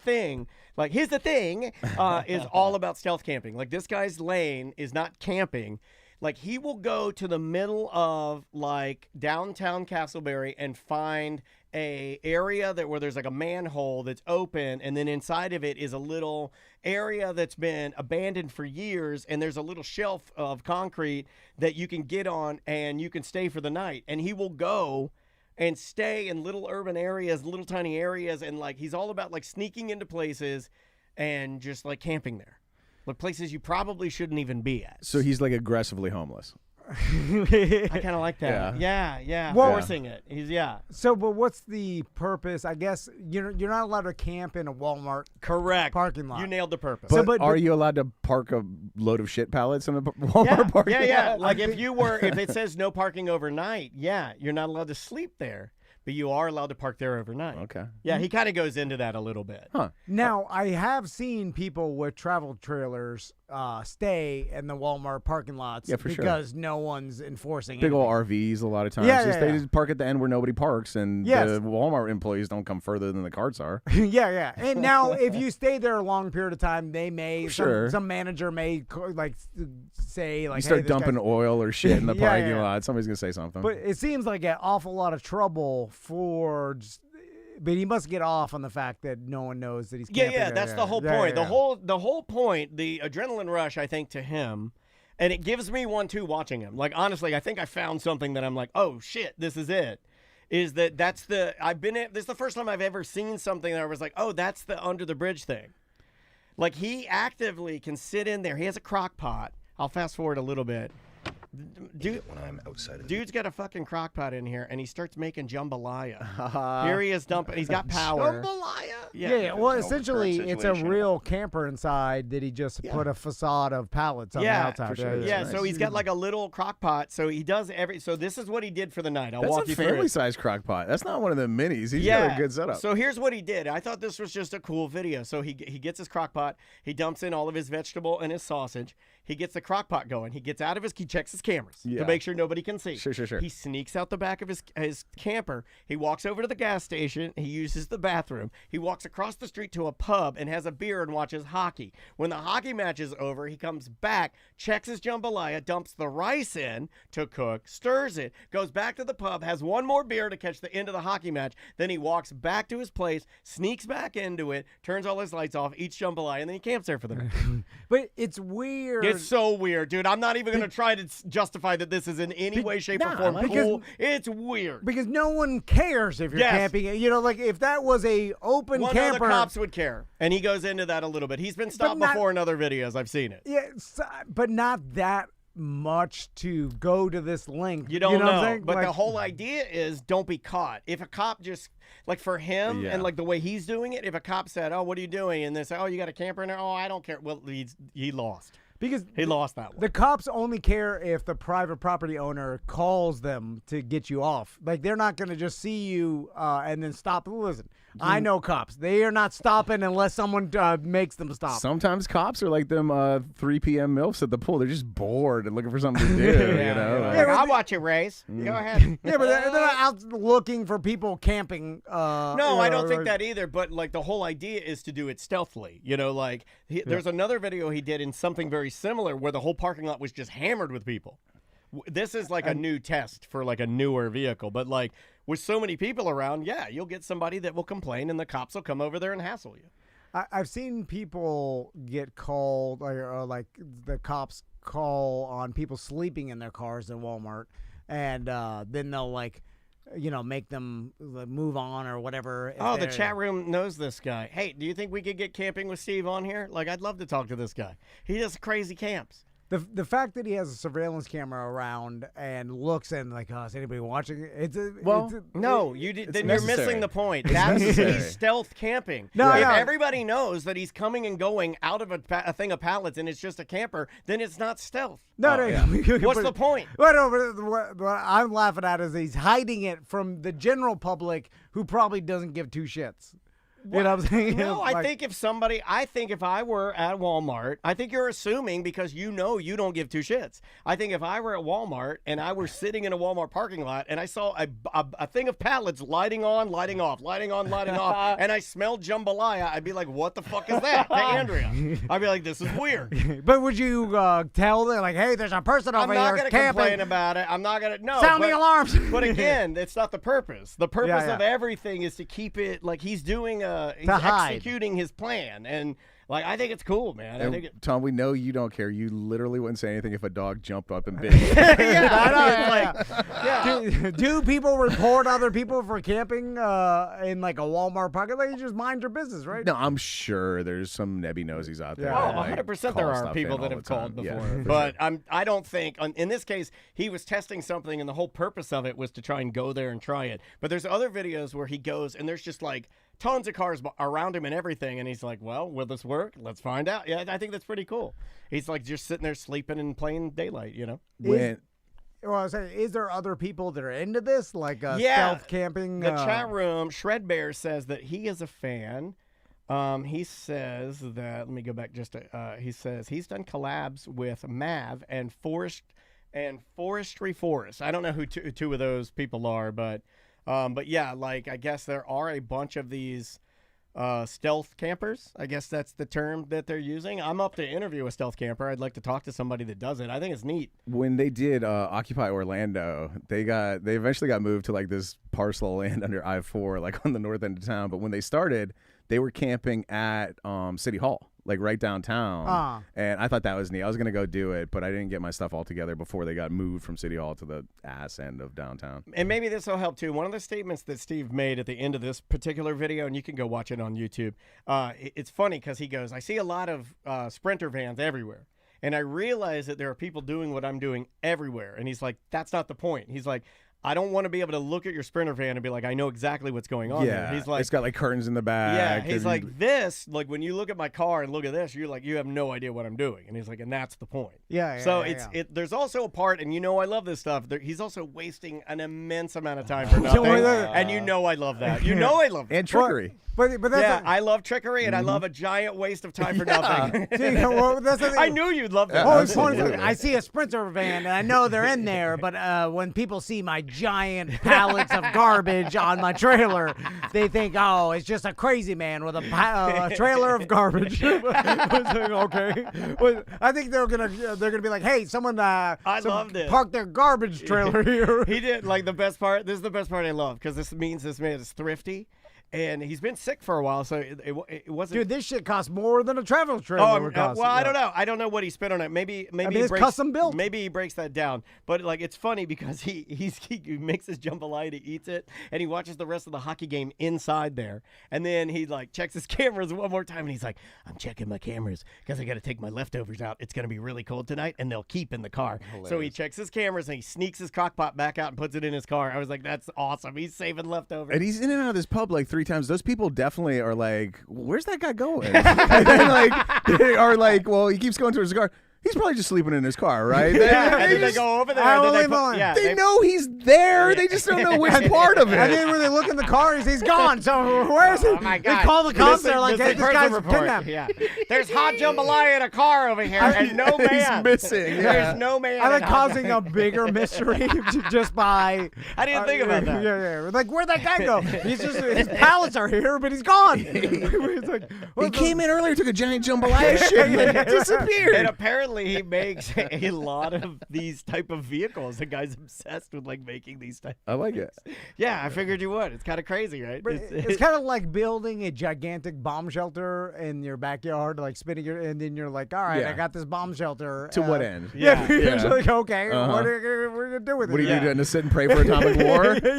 Also, like, I believe this man has a family, and it's weird that. Oh yeah. Like he does. Oh, I love it when guys abandon their families for dumb shit. It does seem like he is spending, and now this is the negative side of it. It does look like he is spending a lot of time alone in a small experimenal vehicle, you know what like you don't in the know? middle of nowhere. You know what you don't know, Dan? His entire family's there with him, stealth camping. You don't even see him. And I wonder if this is more of a influencer thing than anything. Like it's entertainment. You got to look at it like that. Like yes. like people are like, oh, people are watching me and following me and stealth camping, and that's the entertainment of it. Like in real life, his wife passed away. Well, his kids are still alive, yeah, right? He has a new girlfriend and has a good old man friend that was in videos. Are we sure she passed away, or is she no one knows. Yeah. No, she could be right beside him the whole time. She could be underneth him in a separate mattress. That's the infinite stealth. Hold on, that's the name of the show. Like, I got a new girlfriend. I do the stealth camping now. Like, didn't you have kids? Like, nah. I had a kid. They're here. They're here. I have no mom and Say dad hi, now. kid. They turn around. They're in ghillie suits. I guess, yeah, my one grandfather did have a separate family. That's kind of stealth camping in a way. You know? A lot of Florida dads stealth camp, I feel like. Damn, we could do this on a budget. What if we get like a couple ghillie suits and just run around the neighborhood? I mean, I'd be down for it. I don't know. There's something about the hiding in plain sight part of it. That is the allure to me. Okay, I always did like the people that would sleep in the Walmarts for like months and months, like hide, and and back when Walmart used to close or whatever the hell, like and a guy lived in an IKEA for like a month or something, right? Yeah. Like, and just come out at night. He'd hide in the rafters or find some place and then like sleep there. Do you think like you that. could find a place in Home Depot and sleep? If given the challenge. I know Home Depot. He's got it mapped out. I used to do it. If I behind the chains. If I gave you $1,000, if Crystal kicked him out, that's where you'd end up. Let's do a Home Depot challenge. I'll give you $1,000 if you could go and you can get. And you could lock yourself in all night. I could do it at Costco. I could do it at Costco. Yeah, Costco. Yeah. You go back. I've looked in Costco. I'd sleep in the dog beds. They got amazing dog beds right there. They really do. Memory foam and so everything. Good. Oh my God, so good for your dog's bones. The problem with Home Depot is the night stalking crew. They come out, so you need the place abandoned at night. I've thought about this, and do you want to know the reason I thought I'd be found out? Is that I would be in Home Depot hiding in one of the spots that you told me about, and then the night staff would come in, and then they'd go to hide in the same spots. They were going to go take their nap. And then they'd find me, and I was like, well, shit, I'd have to find a new spot, right? Like, I'd have to invent something. Yeah. Yeah, but the joy of hiding until the store closes is... Ooh, that's what we call the book, The Joy of Hiding. is then to come out with an abandoned store and then just... you can do whatever you want. You're jumping on the Costco trampoline. You're start a grill in the middle of the store. Start cooking steaks. You're wandering around exploring the abandoned goddamn store. But you always end up destroying things, right? You never just chill in there. No. They have crossbows for some reason. How are you not going to shoot shit? Yeah, you got to break stuff. But then you can fix it before because you hide during the day when their customers are there. You only come out at night. That's what that goddamn pregnant lady. They made a fucking movie about it. Oh yeah. She gave birth in a Walmart. Yeah. She was like living in there only at night, and then she would wander. I've never around. seen that. What? Yeah. What's her name? The God, what's the actress's name that played that part? I'm not familiar with the movie. Elvira Davis. No. Viola Davis. Viola Davis. No. It was the lady in. She Kathy Bates taped her tits down one time. She played she played a boy in a movie and like hiding to pretend. Elliot Page. Yes. Yeah. Anyway, there was a movie about it. Then she gave birth to the baby. They called it the Walmart. It really happened in real life. Yes, that's correct. Yeah. Yeah. And then there was it was before Hillary Swank. Nowadays, thank you, chat room. That she would get like $800,000 on some GoFundMe if you know what I'm saying, like back then. Yeah, just for yelling the N-word at a park. I think she got some Walmart money out of it, if I remember. This has been a long time. But not that Tracy Morgan Walmart money. No, but also that dude's set. Not the GoFundMe money because there was no GoFundMe. So like that now, if that story happened now, like that shit would raise hundreds of thousands of dollars, right? Maybe $1 million. Yeah, but I think the N-word lady got $1 million, and that's really sad. Yeah, you can get. Yeah, so people much more. in the chat room got Natalie Portman and Hillary Swank mixed up, and I do that all the time. Yeah. I always get my big mouths mixed up. Yeah, and all skinny white girls look the same. Sort of, kind of. There's I want to talk to Ross about this. Walmart baby brings up too much stuff. I can't find it. I'm sorry. You worked for the county at one time, right? Was that a private company when you used to do surveying? Oh yeah, no, I never worked for the county. Okay. I've had relatives in town who've worked for the county system. Okay, so let's talk about this because remember I talked about the bum woods by my house. What's going on with that? Aren't your boys going in there all the time? They were, and I liked it because it was their first time of them exploring. We even let my Miami friends' kids and them go by themselves because they wanted to. You let them go with the Miami kids because Miami kids got guns, right? Like they're packing. And we liked it because it's kids exploring some woods by the house, right? Anyway, that's always fun. And there was big no trespassing, but I'm like, that's the county. They enforce that. Spray paint that shit. Yeah. So it's actually where the people from the pool live. Yeah. So, but recently, literally after I told a story about the Bumwoods, a bulldozer and an excavator showed up. You got some yank. You need to know you got some Castleberry yank. And they started bulldozing some shit down. And so then I met my buddy Francis, who lives next door to me. He's like, they must have heard you talking about the Bumwoods. That's what I would say. Shout out to Francis. Love that guy. And I was like, well, so then we were like, well, what are they doing? So Crystal asked, and they're like doing some sort of water mitigation project. Wouldn't it be funny if they're like, we're killing bums with bulldozers? It's real gory. We're smashing them good. You need any shopping carts? So they're not building a park like we wanted to, but they're doing some water project. They do a lot of water projects. What is a water project? They got to move water around from Doesn't your street flood all the time? Yeah, but it's not that. It's on the other side near the apartment complex. I don't even know what the hell they're doing. There's no way to know. Like something with water, and they delivered a bunch of pipes. But my point being is I drive by them every day, and they do a ridiculous little amount of work daily. They're normally just standing there with a stop sign that they flip back and forth to make sure that I just drive real slow. And then so far, and I'm not talking shit again. These guys. And by the way, I would do it if I worked for the county as well. What, you stand around? Yes, I love doing a ridiculous little amount of work. Yeah, but everybody does. So, and I don't fault them for that, but the amount is astronomically little. It's been weeks, and they've moved, they knocked down some bushes. Wow. And it was it's very delicate bushes. It's like a 20 by 30 bushes they knocked down in 3 weeks, and they deliver some stuff or whatever. And then I'm like, God damn.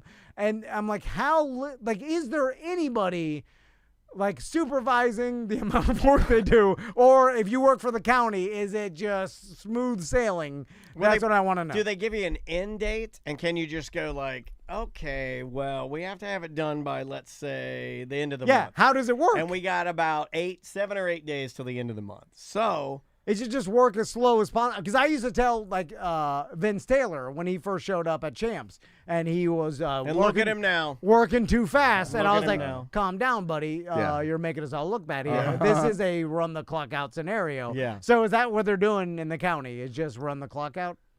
Chat room is checking in saying, I had one tree cut down by the power company, and they worked from 7:30 a.m. to 3:30 p.m. Yeah, I do think, yeah. When I get home from work, they're off already. I bet you they have an end date. And then it's just slow going. And the chat room's trying to help us with a reason that they would be doing that. And a lot of areas, there's water, is there a creek or like a retention pond back there, or far back? But they're trying to mitigate that, so when we do get hurricanes or more water, that it possibly won't overflow. Oh yeah, that's what they're saying. Yeah, but I have no idea what they're. I'm just saying I look at the amount of work every day I pass by, and I remember the day before how I looked, and I'm like, what did they do yesterday? We had one of those up here, and you probably have noticed, although it doesn't affect you as much as me. Around here, tons of potholes, just pothole crazy. Yeah. And it's because they paved over, like, I don't know, this area just seems like whatever they paved over, like they didn't grade the ground correctly. And you can just feel that it's not true. And you see potholes everywhere. So there's a guy down here fixing one of these more egregious potholes. When it rains, it just lands in the pothole and just makes it wider. Out, yeah. So there's a guy down here, and he was just a county worker, and he was just one guy. Yeah. And he had like crete or some sort of like the black asphalt, and then he had like a shovel, and he stood out there like this from 7:30 when I passed by, coming here like with a coffee or whatever, and then I left here. You're running. It's like 3:30, right? Passed by the same guy. Hole looks exactly the same. Same guy, same truck. He's been here all day. The hole he draws it out. I like it. It's not even drawing out. He didn't do anything. He watched the hole all day.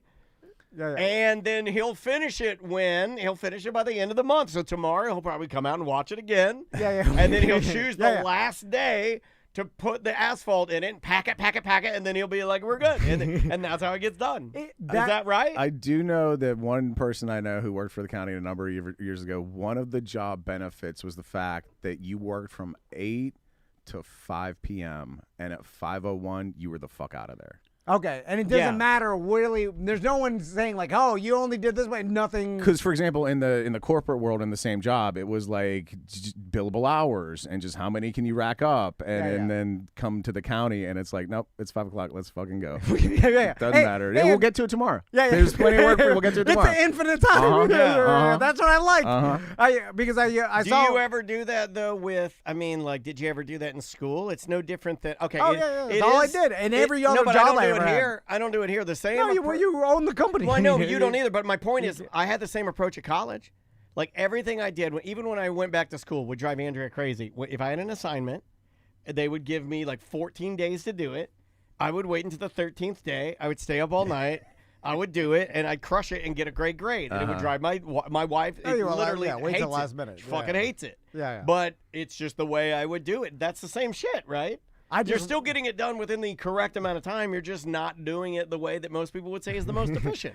I just like the aspect of killing an insane amount of time. Just like, start at the bulldozer, bulldoze a couple plants, and then you're like, that's about enough. But the problem is, right? And you put it back. The problem is the deadline, right? Like, who knows? You give it to them, you say you have 3 days to do this, instead of, Yeah, that's not how it works. And with construction, everything's scheduled, and the schedules don't always work out. Like, maybe they came, and the first day they really kicked ass, and they got everything cleared and leveled and ready for the pipes, and the pipes just aren't ready for the next 3 days. Oh, you either got to find something else to do or kill time until the pipes get there. Your Stuff wife like that deals happens with that all the time, where she's scheduling something in, and it's like we can't do that because this isn't there. Yeah. Pudge tells me that when he works for the elevator unions, and when he shows up to a job, his crew, and then they don't have some barrier up or whatever, we're getting the fuck out of here. No, they sit in their car and they're like, now it's $38 an hour, and just sitting in your truck. Oh, I like that. Or whatever it the hell, it's like, and then they just. I've always one of those jobs where you walk up and you're like, you don't have a scheduled C-Pass? Sorry, I'm going back in my car until you get that. I ain't setting foot on this site. And it can be days. They just sit there for 8 hours until they get the scheduled C-Pass because it's all Or union. Tony Soprano shows up and everything gets smoothed over. I love union mumbo jumbo. Anyway, all right, let's take a break. Yeah, buddy. And come back with a couple more things. I know Ross has got an explosion of the week. We're going to do that. Over the month. Maybe throw some voicemails and some emails in there as well. I did a lot of punk rock last week, so I wanted to go in a different direction this week. This is Dwayne with the Seance. O-Town's #1 rock station, Z159 FM. Right. Your only home for the Hot Tub and Mini Fridge Morning Show and Dump 'em Out Fridays. Ooh, yeah, a hot tub and mini fridge. Keep me cold and hot. To be here. Who's ready to make some money? Who's ready to see our very good... No, I'm kidding. I was going to try and do like a whole sketch there, and then I ran out of gas. You see, David Goggins is coming. When you did that, he's coming for the Inspire tour. Yeah, I reached out last year, and we had him on the hook. And I'm not familiar with the name. What's his deal? He is I call it discipline porn. He's the guy. He goes on like Rogan every once in a while, but he's the guy that like did Navy SEAL training and like he runs until his feet break and then he runs like with broken feet. Black guy, right? Yeah, and he's bald black guy, and he's insane when it comes to discipline, and so he'll just like. Some of his... EJ said, the runner that kills his feet. Yeah, he just doesn't care. Feats of strength, like he ran an insane, amount of time without training and broke his feet and run with broken feet. And, like, he's just one of those guys that never quit. And then that became his whole thing. And then now he does this thing called Inspire Tour. Yeah. Where him and a bunch of other it's people... Like motivational people. Yeah, it's motivation. They're like, you can do anything.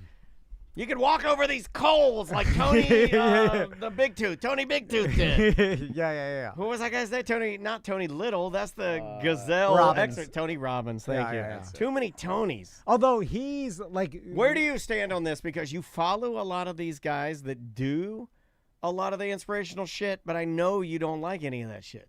No. I mean, he runs until his feet breaks, too. Okay, no, that's an excellent point. I do not. You do run until your feet break. That's a really fucking mean, funny-ass joke. Well, what's funny about that is, like, any other runner or whatever, a person that does a lot of exercise, like, you do not have to run until your feet break. Like, no. I am Matter of fact, it's probably counter to training. Honestly, I would go against. I'd probably train better with unbroken feet. I'm just gonna say it. Misery. Yeah. And then also, there are plenty of people that are like, in fact, David Goggins, there was like this story about he was running this competition where it's like you just see how many laps you could do. Yeah. And like he's running, and this little Asian lady outran him by like a day or something like. Oh my god! Because it just matters how didn't break her fucking feet. Yeah, and perfect fucking feet. And also, all that matters is your genetics, and like in more than likely. And also like your training regimen and stuff, and like. And how'd you take care of yourself? Yeah, too, that sort of thing. But that's not his thing. His thing is ultra discipline porn. Yeah, people are into that. Nonstop Navy SEALs.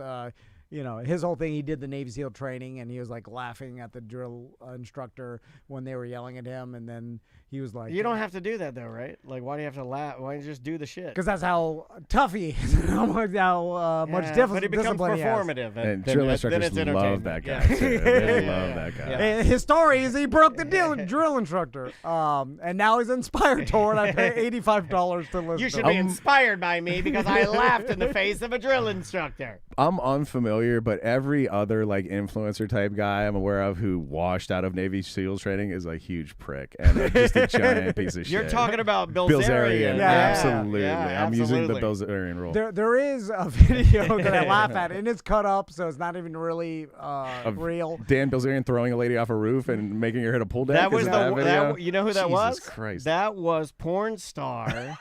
This is my superpower. That was oh my God, that was a very famous porn star, broke her ankle, and then she tried to sue him. She didn't get anything out of it either. She's got gaugers in her ears, and she's very skinny. God damn it, I'm going to blank on her name. I'm sure EJ's got it. Janice Griffith. Thank you, DeBerry Joe's more of a horny dog than I am. It is Janice Griffith That's for the a win. huge win for DeBerry Yeah, Joe good today. job, Joe. You Good beat job, me. bud. God Happy Friday. damn it, that's going to bother me all weekend. Happy Friday. Janice Griffith. There is some clip of David Goggins like talking to a comedian. And he's like a bigger, like chubbier comedian on Joe Rogan. I've seen this. It's great. It's great. And they're arguing back and forth. He's like, "You're fat. You disgusting." Tell the comedian. The comedian's fucking with him, and they were anyway. It's and they cut look it up out. that clip. It's very funny. Anyway, so Ross, you want to do some Speaking explosion? of fat Wait, comedians. let me get. I gotta. Which one are we doing for explosion? Explosion of the month. Okay, let me. Brought to you as always by Modern Plumbing. Okay, the no explosion guarantee. I gotta find it. Hold on a second. I was prepared, not prepared. Trying to fill for you. No, you're good. You're doing just fine. Here we go.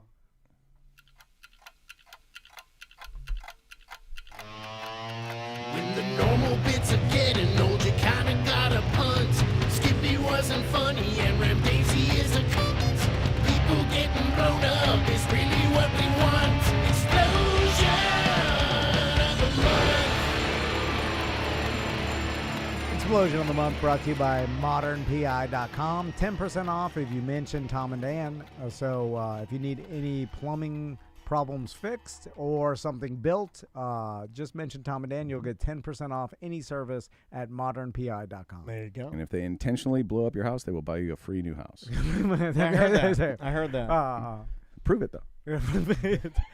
Ross McCoy said. All right. Oh my God, this explosion! This is an explosion. This is in the news. This is like breaking fucking news. Oh, really? A new one? Swear to God. A new explosion? I was so excited. This is one of those things where like it felt like Christmas came early to me when I looked at the BBC News yesterday and I saw that in the Diddy trial they called to testify Scott Mescudi, aka Kid Cudi. Yeah, they did. I brought Tom up to speed a little bit on this. Really? Yeah, Tom, actually, this is one of the only excerpts from the Diddy trial that Tom was actually impressed with. Well, I was impressed with the fact that Diddy actually threw the Molotov cocktail or blew up the car. Debatable. We'll get there. Okay, right. Diddy, who Cudi said at one point looked like a quote-unquote Marvel supervillain at one of their meetings. Well, he does now because have you seen his gray hair on the drawings?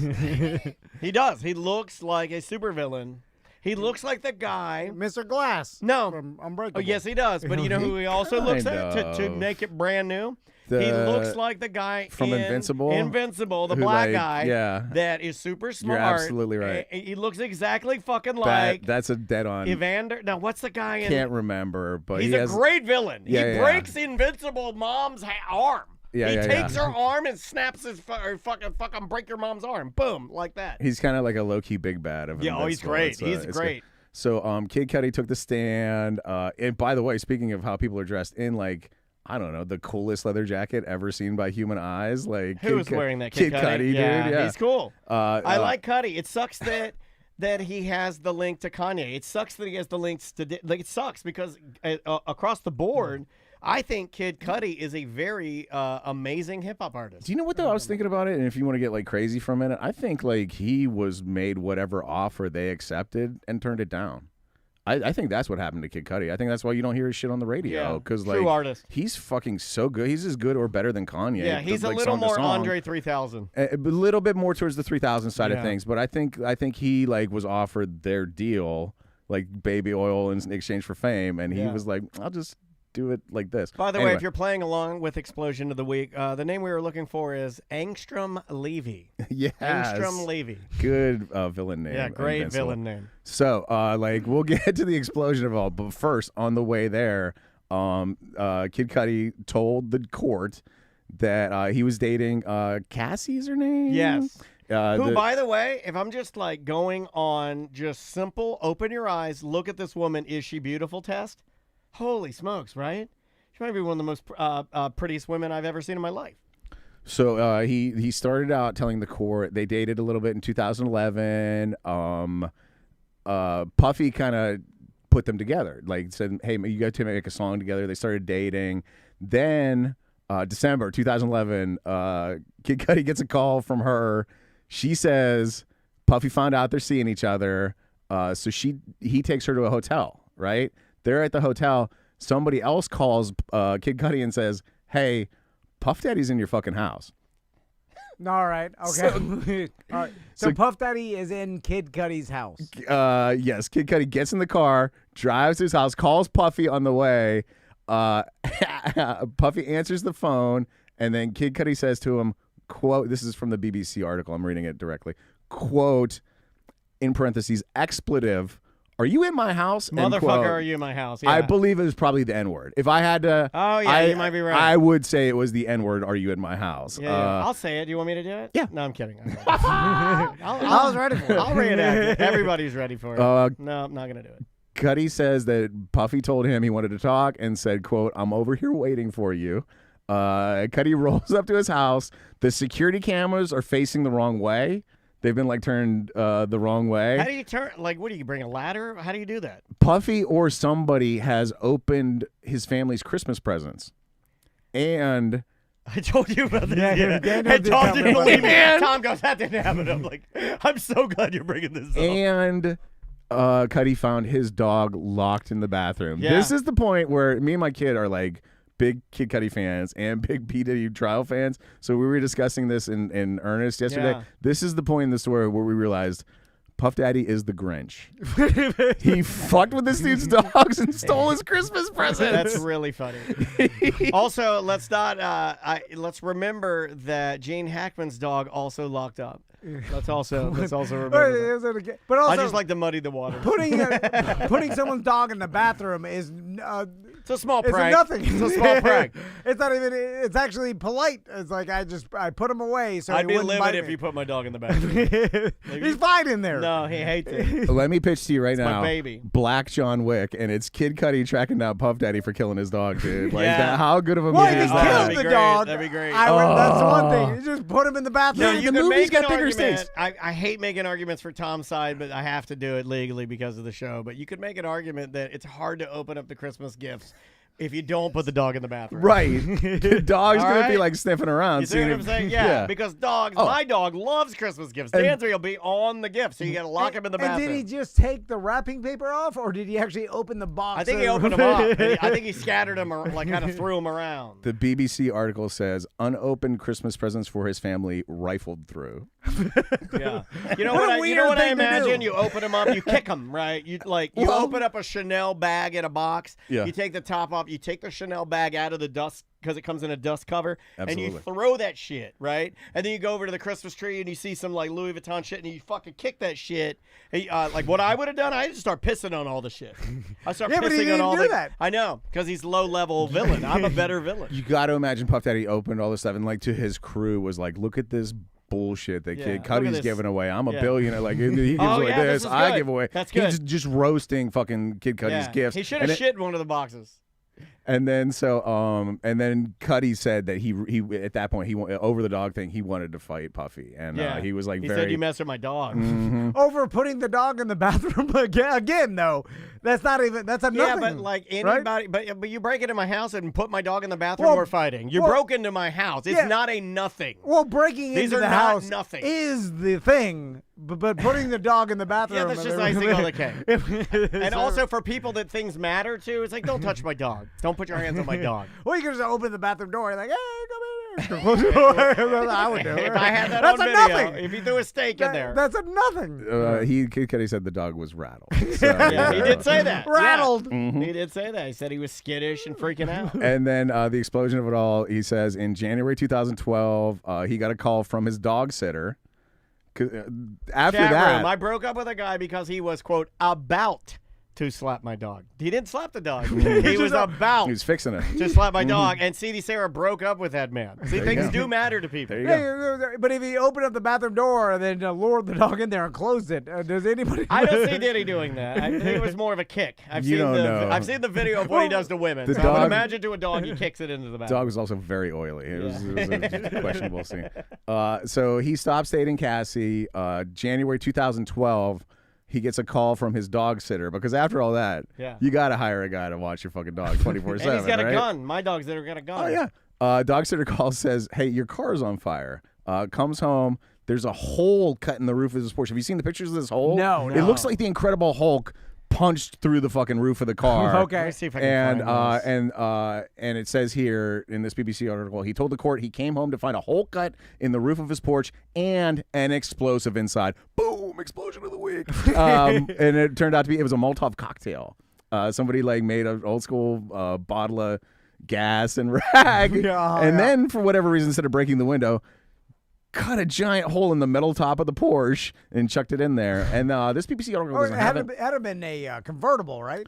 Yeah, it was a convertible. Was it? Yeah. It was. They cut the top. Yeah. Oh, is that a soft top? Okay, yeah, this picture doesn't make it clear. Well, really nice cars. Gotcha. It's a really nice Porsche, and the really nice Porsche convertible tops, they seal like real tight. And then I you have can see it right there. It's kind of hard to. The picture I have is after the fire, and it kind of looked like it melted to me, but I can see it's just burned now, so I assumed it was metal. I think they cut it and yeah, bumped that it makes through sense. there. I think it was a convertible. And it must have been a shitty Molotov cocktail because there's like minor fire damage to one seat and like that's the roof.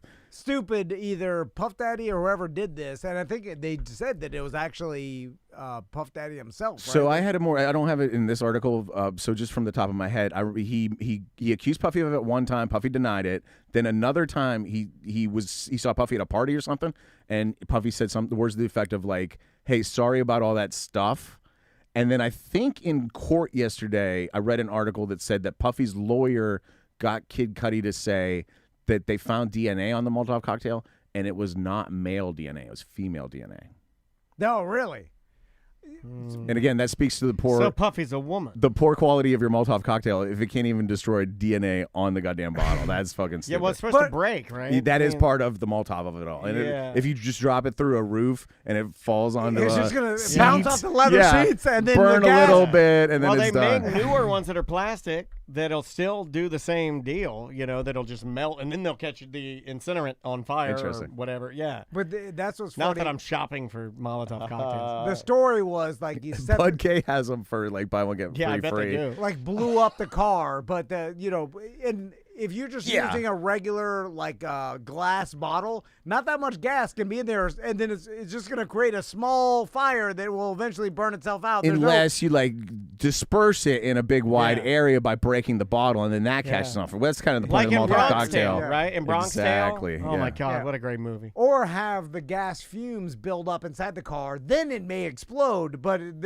Puffy should hire you. Yeah, you'd be good. You sound like you thought this out. You just burnt the back seat up and cut his fucking convertible roof. And I'm sure it ruined Kid Cudi's like Porsche. I'm sure he got a new car, but if that was my Dodge van, for example, we'd still be driving. Yeah, a lot of people would. Yeah. My dad would. It did not do. In my truck, you wouldn't be able to tell. You wouldn't even. There'd be less ants. That's the only way you'd notice. I just put a new mat down and then keep driving. And the Molotov was for his own personal fun, because we all know he could have just as easily cut it, poured gas in there, and just lit it on fire. Would have been far more effective. Yeah, it would have been way more effective. Yeah. Like, but besides, that he was just sitting there. He's like, "I'm gonna throw a Molotov cocktail." Yeah, but doesn't really understand how they work. Yeah, because he's not that smart. Super smart. Yeah, he's just super powerful and rich. Yeah, you're right. Like, but they're trying to frame all this other stuff that he didn't do to Casey. What's her name? Cassie. Oh, and the women. And they're like, look at this monster. He went to Kid Cudi's house and put the dog in the bathroom. Yeah, and then slightly burned his Porsche. No, but they say that. They go through all of that, and they're like, well, this was all. It's all to like set the precedent of control, or this person's like revenge, and they will put it in the chart and say like they had him on the line. This is like to show him how spiteful and like how much revenge he has within his heart. For example, that's the thing. But as far as monsters go, this is not very monster behavior. It's a snowball. You kill the dog. They're building a case. For example, if you kill the dog and then shit in the car. But we already know he beat up a woman on camera. So I mean, the rest is like we're just putting a little more clay on. For example, there's like all kinds of stuff. Like they had the general manager of a hotel where he stays testify that the front desk noted that the guest all quote always spills candle wax on everything and uses excessive amounts of oil. So they're like, You want to talk about inconsequential? He's just like rude to the cleaning staff too. They're just throwing it all out there. Everything. And building this monster. It's just like he ordered room service, only tipped 5%. Put it all on there. You gotta make a whole list. And then, the same article. I missed this part. It says next Tuesday, the dog sitter that called Kid Cudi is going to testify too. So maybe she saw something or whatever. I'm interested. I wonder what bottle they used. If it was like, what's the one that Puffy endorses? A Ciroc or something? Ciroc. If it was a Ciroc bottle, case fucking closed, right? Wait, and again, I don't know anything about the sexual assaults and all that stuff, but it does seem like R. Kelly was way more of a monster than P. Diddy, or at least if there was some sort of monster spectrum. R. Kelly would be higher. I think it's different stuff because you're dealing with underage girls, so you can't even. It's monster apples to monster oranges. Yeah, I really think it is. I think like R. Kelly. They're both shitbags. Awful people. But I'm saying I think the R. Kelly thing. The reason it was so easy for all of us to be like, all right, is because I think it was instantly underage people. And with Diddy, I don't know. Tell me if I'm wrong, but I haven't really heard any underage stuff. But I have heard passing women around, using your power to control again, people. that's what Vince McMahon was doing. No, I understand, but it's still, But it's like it seems though that the whole society is way more mad and out for Diddy than they were even for R. Kelly, which was a bigger monster. And I thought R. Kelly was pretty. I thought people were pretty cut and dry on that one. Because the outcome, there's no gray area on R. So there's not going to be as much. Of course, there's not going to be as much or people like. There are people that are like, oh, leave Diddy alone. He's just being an adult. Well, if you asked society who's worse of a monster, R. Kelly or P. Diddy, I think some people would say P. Diddy. I think some people would. I would not. Yeah, I would not say that. The trial. My kids know P. Diddy. They talk about it in school. Bigger star though. That has more current. More current star. I mean, has less to do maybe with even. They don't even know who he is. But they just hear that he's a diddler. Right. And that's all they know. And if it was 10 years ago, they would have heard from like South Park the same thing about R. Kelly, like he pees on girls or whatever they were putting out or there. fish sticks. Exactly. Or Kanye. But we were making fun of that on Dave Chappelle's Chappelle show. Yeah, we were all laughing at it. Yeah. That's what I'm saying. The P. Diddy scenario was like, oh my God. I'm just wondering why we do this. The trial's not over yet. Also, Right? I'm sure there's I'm sure they're saving some big bombshells because like the charges are racketeering, sex trafficking, and transportation to engage in prostitution. So like at some point, like they're gonna make a case that he was making women do sex acts against their will to benefit him. Yeah, they already are. And there's one character that you guys need to look for if you are following this. Scarf Toboggan is there. We all know. No. He played some Puff Daddy songs. The white guy in the freak offs. Okay. There's like one like rednecky muzzle guy that they keep interviewing. And he's got like a gravelly, like rednecky kind of a voice, and he's like, they would pay me to come in there, and I just, they'd baby oil me up, and then Diddy would just, he'd direct me, and I just, I'm just fucking and sucking everything. Yeah, it's awesome. It's awesome. That guy is awesome. Like he is like you look at all the pictures of stuff and it's all like all these beautiful black escorts and like and then there's down in the corner there's one little bald redneck man. Like white redneck man. White bull that they brought in? Yeah, they brought in our white bull. Yeah, it was awesome. Yeah, I can't find anything right now, but I did find a YouTube video that says I walked in on Diddy tongue kissing a powerful white man. Yeah. So. Yeah.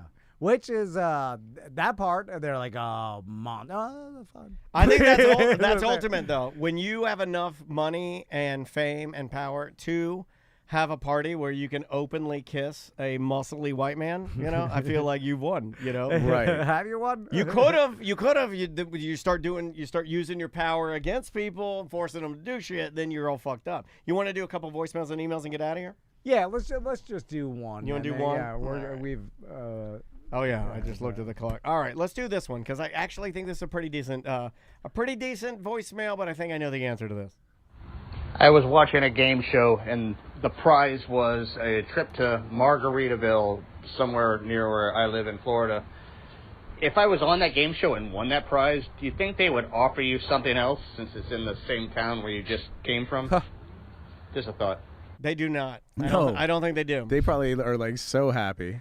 They may let you get a reimbursement from the airline tickets if travel's included. If travel's included. Yeah. And you may be able to, and the cash amount is never $200. Yeah. Something so low. You'll never be able to purchase anything with it. Yeah. I know Andrea's mom would probably know this, and I think the chat room said what I was going to say. She would say most game shows do offer a cash buyout, chat room is saying. Yeah. I think Kenny's told us that before. And they want you to take that because it's a fraction of what. But the rest of the shit is like, you've won stand-up jet ski, and it's an old grandma. We make the joke about the Price is Right all the time. It's like they win prizes that don't fit the actual contestant. Or like the person in a wheelchair, and then she wins like it's like a wind bicycle, wind like surfboard. Wind surfboard. Another thing I think is weird on those our game shows. I mean, I thought as a kid that as we're sitting right now, like 2025, that our game shows are going to be fucking bananas. I just thought everything was going to be just awesome, digital, amazing, because they didn't survive really. They didn't, and everything was looking great. Like I go to Nickelodeon, I'm watching Legends of the Hidden Temple. I'm watching the ones that have like Player One, and it's like you're pretending to be in a video game, and then there's like 6 double dares. and then we get Deal or No Deal, or we get like Who Wants to Be a Millionaire, or what was the original one? You were the weakest link. Oh, yeah. Remember you were the weakest link. Goodbye. And then I'm like, it's happening. And then, boom, they're all dead. Well, except for Mr. Beast. And that's kind of what it evolved to. Like, because Mr. Beast, that's how he, really got famous, is doing the Beast games. But I don't want him. I want his style games without him. I'm not anti him. I'm kind of, and this isn't even, I'm not trying to be negative at all to him. He's fine. But I want somebody else. Yeah. I need something else.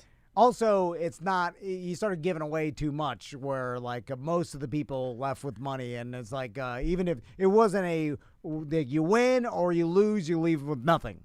Because I was like, he wants everybody to go away happy. Yeah. We'll give you $10,000. Showcase Showdown. Everybody doesn't get a fucking showcase. And then the one that really hurts is when that person would get it within like $100 and they win both showcases. Dude. That was the shit. And then the other person gets nothing. And this person, like, I get all the prizes and your prize. Hell yeah.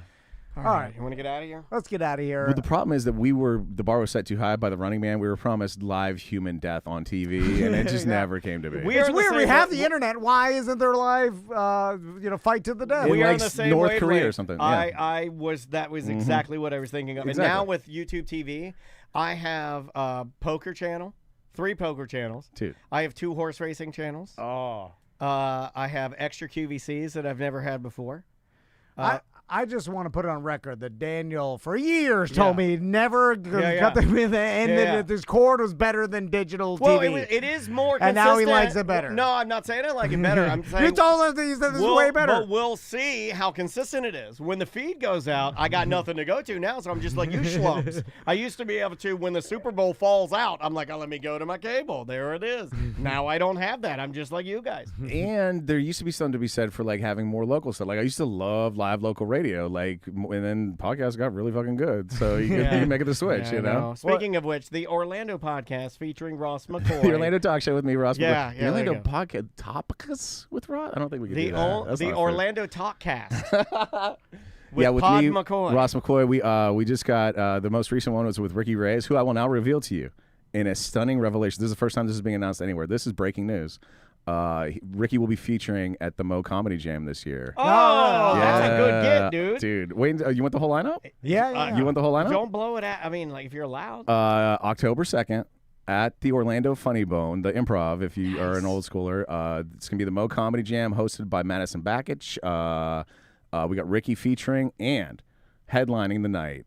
We got very special. We're bringing him in special from Ireland, Sean Finnerty. Oh, fantastic. Dude, I'm definitely going to that. That's going to be good, right? Yeah, Finnerty's great. Finnerty's fucking awesome. And so that's going to be a good night, the 2nd of October. Come see me tomorrow at the Bull and Bush, my last time performing at the Bull and Bush. It'll be What Do You Want From Us Live with Larry Fulford and the guests we mentioned earlier. And again, this will be my last show at the Bull and Bush, so if you ever wanted to catch a shit sandwich or see me there, this is your last fucking chance to do it. Yes, sir. And on the Matt Gersting stage. On the Matt Gersting stage. And then we'll be doing it again at Framework Coffee the next week. But come see this one at the Bull and Bush this Saturday. Yep. We hope everybody enjoys their Memorial Day weekend. Yeah. We got shows. We have a ACT on Monday, but we're doing our BDM show on Tuesday. Yep. Ross will be back on Tuesday to do a BDM show.